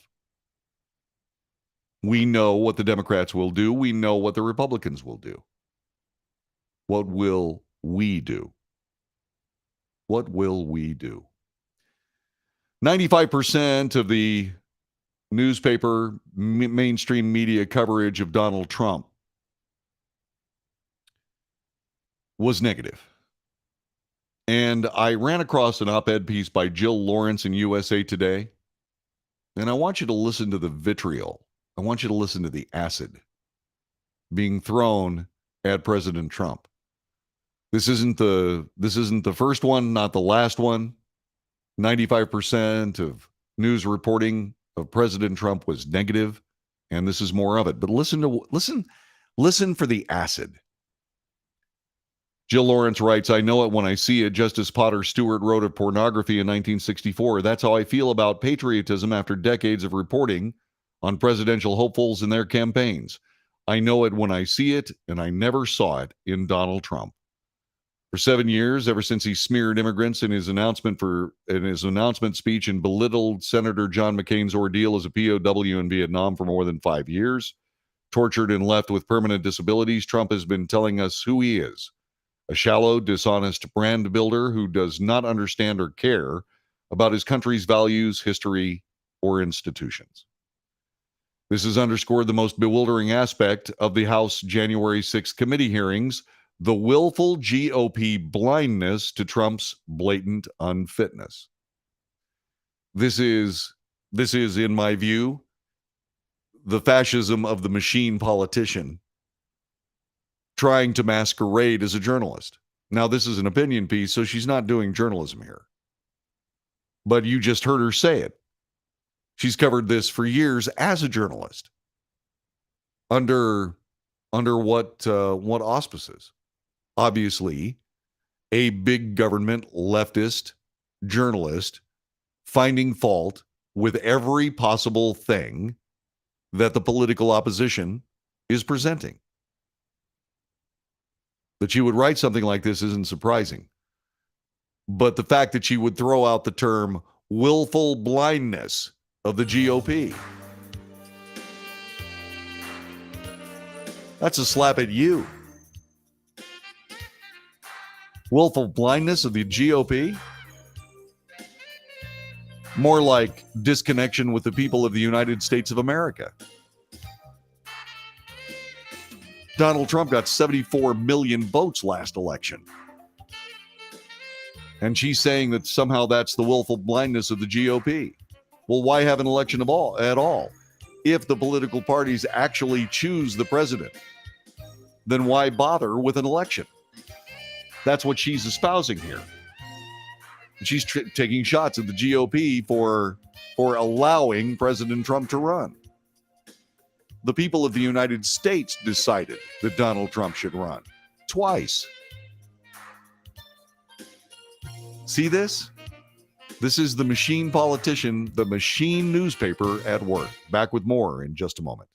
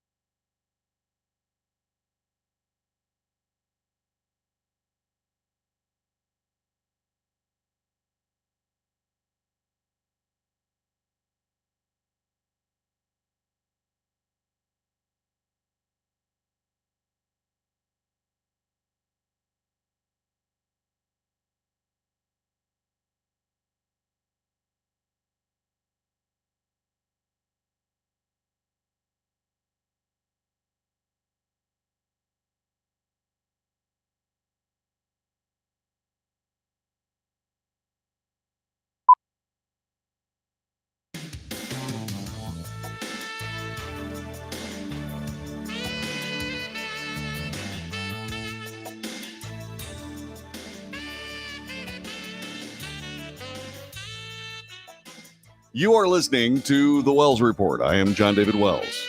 Hi. From time to time, the news changes, thankfully. Because I never ever thought that The Wells Report was going to be a political broadcast. It, point of fact, isn't. But like I said, I have to report the news. And there is a news story that is national news that we simply must cover. Before we get to that, let's get to the chat room that many people, both on Facebook and YouTube and Twitter and Twitch, are taking part in. So Flem says, we want to talk about willful blindness, referring back to the article I just read, the vitriol flying out of it. What about the January 6th Select Committee? Is that willful blindness? Yeah.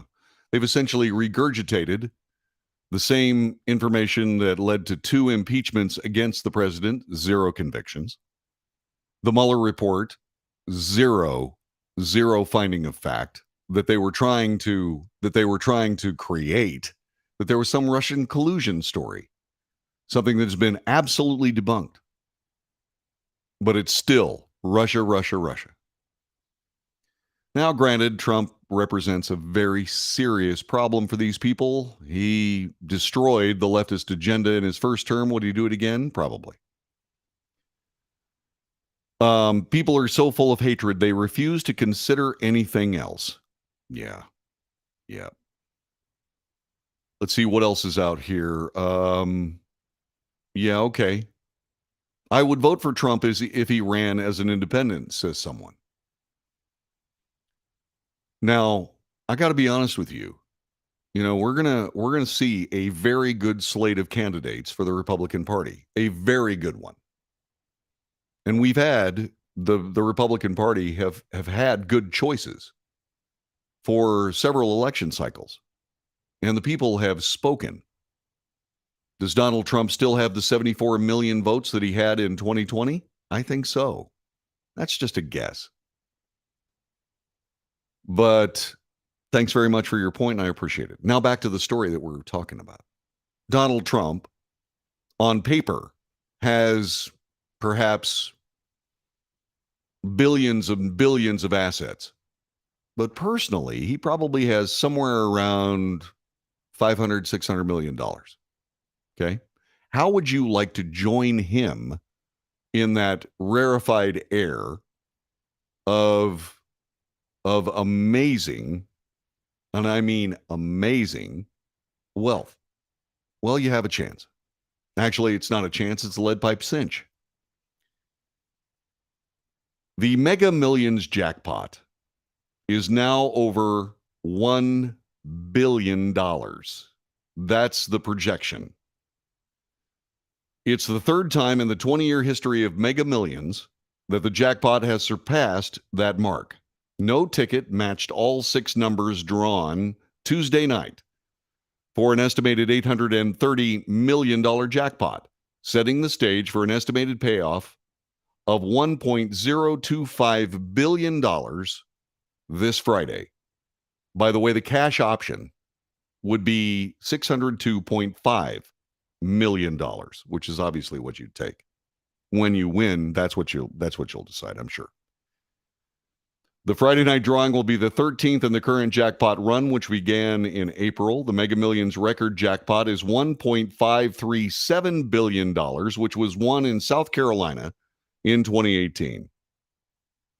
The prize remains the world's largest lottery prize ever won on a single ticket. As the jackpot grows, so does the number of winning tickets at all other prize levels. The chances of winning the big one remain at 1 in 302.5 million. But that's just a piece of cake. There are 330 million people living in the United States. You're the one. You know it.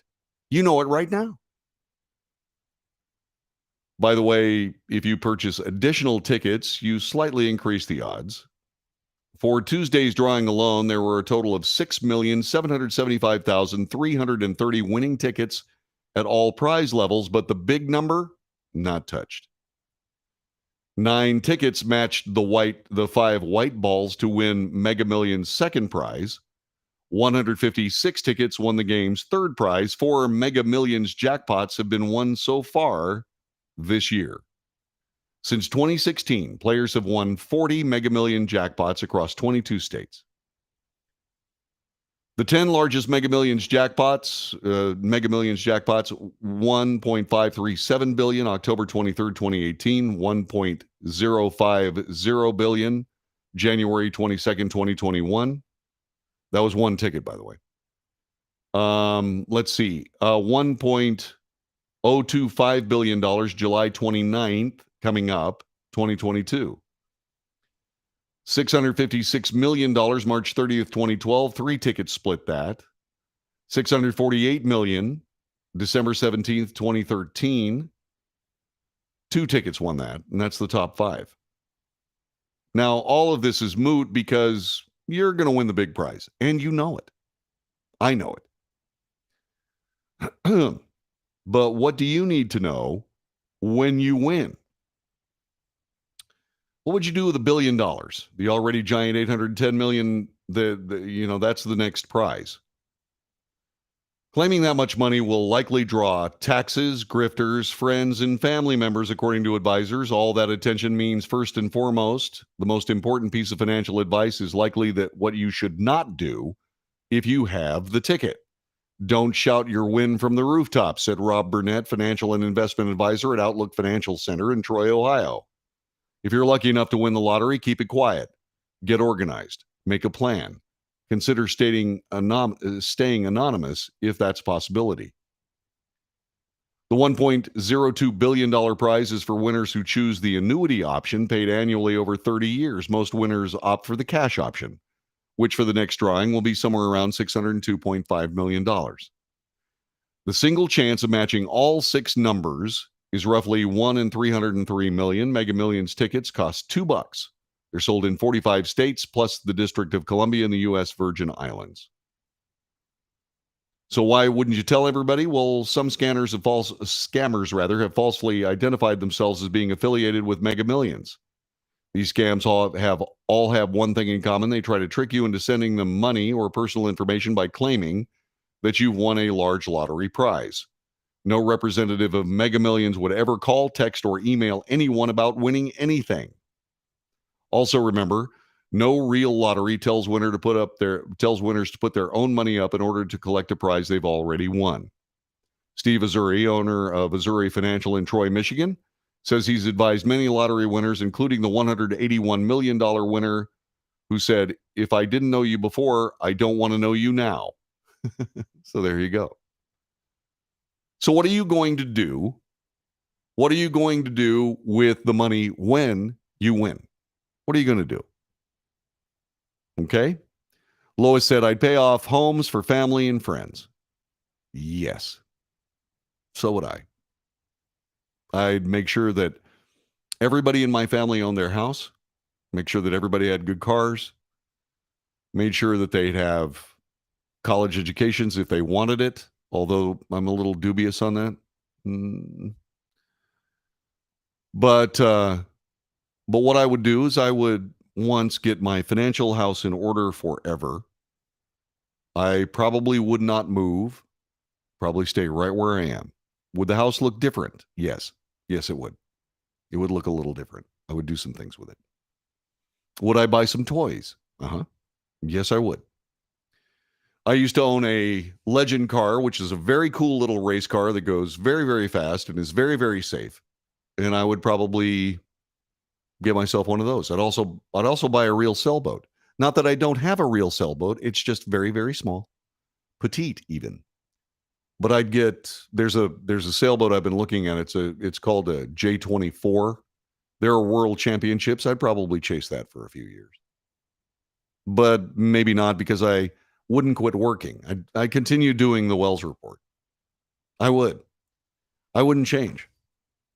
Because there's no reason to change. I mean, you just stick with what you know. And I would. But I'd buy a few toys, but the rest of it would be getting my financial house in order. Not just for me, but for my family. I happen to believe that our family is a good family. And what I would do is I would make sure that everybody in my family, including my children, had enough money to do something, but didn't have enough money to do nothing. That would be the reality. So, what would you do? What would you do? Yvonne says, my house would look a lot different, spiffed up a bunch, but nothing outlandish. Yeah. Another says, medical bills from my heart attack when I found out that I won.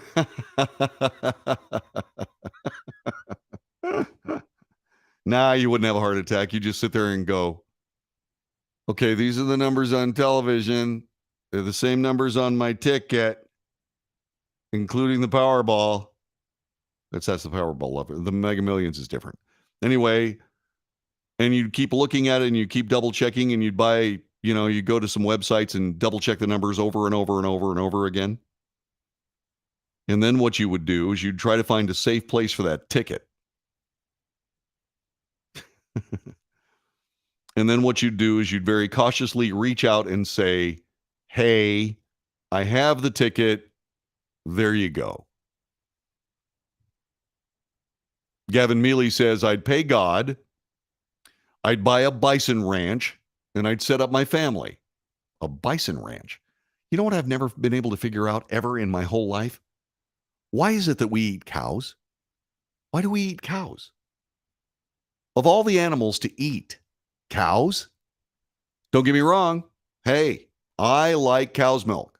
It's delicious. It's nutritious. It's wonderful. Okay? It's really wonderful. But why don't we eat bison? Why did we bring cows from Europe and eat them and breed them to the point where they're everywhere, especially here in Texas? Why would we do that? Why wouldn't we eat bison? I mean, they're tougher to herd. Yeah, you can't use a helicopter. I mean, sorry, you can't use a horse. You'd have to use a helicopter or something else. They're tough to herd. We should be eating bison. It's better meat. It's better in every possible respect.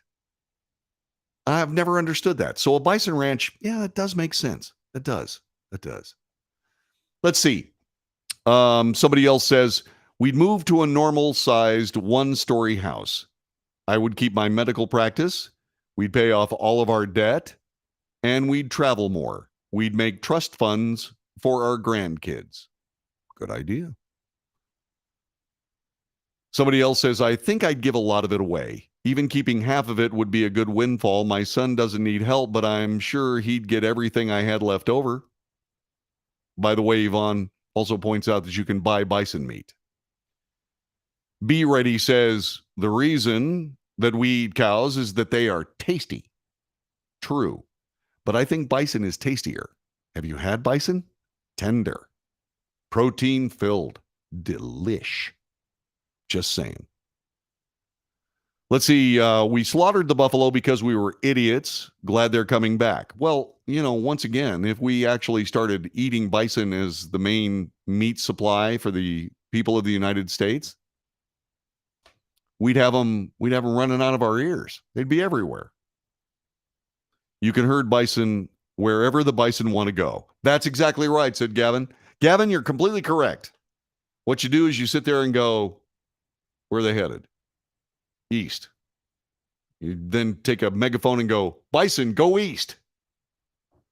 It's like training your dog. If you don't know anything about training dogs and your dog simply refuses to learn, whatever he does, you give him a command to do that. All right, whiz on the sofa. Good boy. But anyway, what would you do? I would probably stay right where I am. Would I buy a piece of Texas? Probably. Would I live there? Probably not. Probably not. And I would remain anonymous. The only people that would know that I have won the Mega Millions jackpot, the only people that would know would be the people that I took care of. That would be it. And they wouldn't even know where the money came from. Right? So I'm just saying, yeah, I'd like to buy more property too. It'd be nice to have some Texas. 94% of our state is owned by the people who live here. I'd like to be part of that 94%. There might be something really, really odd that I would purchase. I think I know the land that I would buy. What is that? Well, it's disconcerting, but I'll tell you anyway. That's happening next. You're listening to The Wells Report.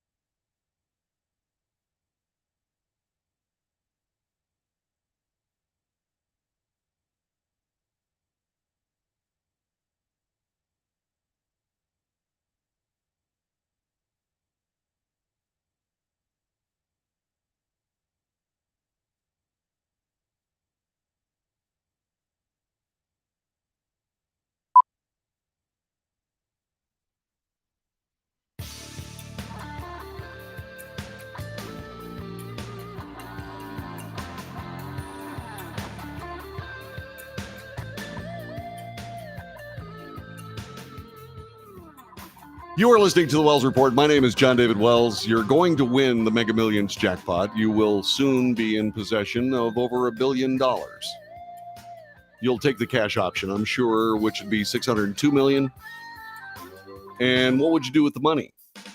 What would you do? I would buy some property. The trick is, what property would I buy? I've actually spent a lot of time thinking about that. Okay? So let's see. By the way, our conversation got sidetracked about bison. There used to be a bison farm here in Louisville, but I guess the owner died because it's not there. It's become a warehouse park. Well, there you go. Let's see. Somebody else said, I would get another Toyota Supra. I wish I didn't sell the last one I had in 1999. That 92 Toyota Supra is worth a lot. I definitely want a one-story house. Yeah, the upstairs is turned into a luxury mansion for chihuahuas who they let me have it for my office and part of it. Yeah, dogs are like that. They're kind of territorial. Odin is sitting right over there. He's wondering what his collar is going to look like after I win the $102 billion. 100, yeah. He's wondering what his collar is going to look like. It's going to be hot. By the way, I bought him some shoes. Remember I told you I was going to buy him shoes? I bought him some shoes, put them on yesterday. It is epic cuteness watching him walk around in those shoes. So what would you do? What would you do with the money? Pay off everybody's house, make sure everybody had nice cars, make sure everybody was okay, have enough money to do something, but not enough money to do everything or nothing. And yeah, I'd buy some property. There's a piece of property that I've got my eye on. I've had my eye on it for about 5 years or so. Yeah, you should have seen Odin in his shoes. Anyway, there's a place in Texas. Well, Texas, like many other states in the United States, has old nuclear missile silos. If you're going to buy some property, why not buy one that has some extra amenities? Now, am I crazy paranoid and I want to live in a hole? Not really. But I would purchase the property, and I'd make whatever silo that was on it. What I'd do is I'd make it very comfortably livable. I would. And they're not as expensive as you might think. Okay. There's a converted Atlas F missile silo in York, Nebraska. It used to be the home of a thermonuclear warhead. It's on the market for $550,000, but you could probably get it for half that.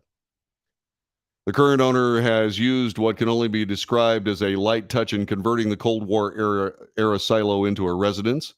It's listed as a one bed, one bath, but it's something more akin to a loft, a large circular room 174 feet below the ground. Contains a toilet, a bathtub, twin bed, fridge, and microwave. No laundry. You have to set up for that. This would be a completely livable house, livable place. And I probably put double walls in it, so I could have windows looking out on maybe a changing panorama of some kind. Despite what you think, the property is not unique. Silo living has become a thing in the United States. This according to Curbed. It's a website. It's hard to say whether interest has increased as we hit the gas on our way out to democratic collapse and a climate disaster. But the market is steady. Every year or so, you see a new story about someone living in one. In April, a missile silo in Abilene, Kansas, a couple-hour drive from Kansas City, sold for $380,000. Its owners had moved to a different converted missile silo.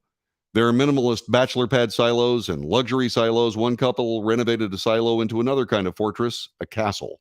Cozy decor, soft lighting make you almost forget you're underground.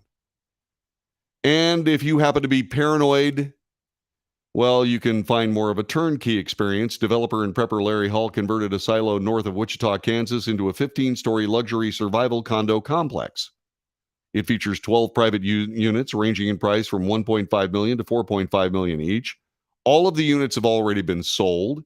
He's currently working on a second silo development. The same quality of condo in New York would have cost me the same, if not more, per square foot. And you get peace of mind with this. You do get peace of mind. Because let me tell you something. When you lock the door, you really lock the door. Yeah. I'm just saying that would be a good thing. I mean, what would I do with it? I don't know. I would clean it all up and make it livable. I would. I mean, there's a great big silo there. It's 185 feet deep. And it has levels, right? And what I would do is I would build rooms in those levels for different things. For example, the door is made out of manganese in Atlas F silos. They're really amazing. Anyway, what I would do, one of the floors would be a studio where I would do the Wells Report every now and then. And it would look exactly like the studio I'm building right now. So you wouldn't be able to tell when I was there or when I wasn't. Using Monogon. So anyway, just in case you want to know, when you win the Mega Millions jackpot, don't forget the guy whose radio podcast you watch every day or so. Okay? I'll make you a stockholder. Have yourself a wonderful day. Thanks very much for being a part of our broadcast today. We'll see you again tomorrow for the Friday edition of the Wells Report. Have yourself a great day, and we'll talk later, okay? Good luck. Make good decisions. Be safe, etc., etc. Until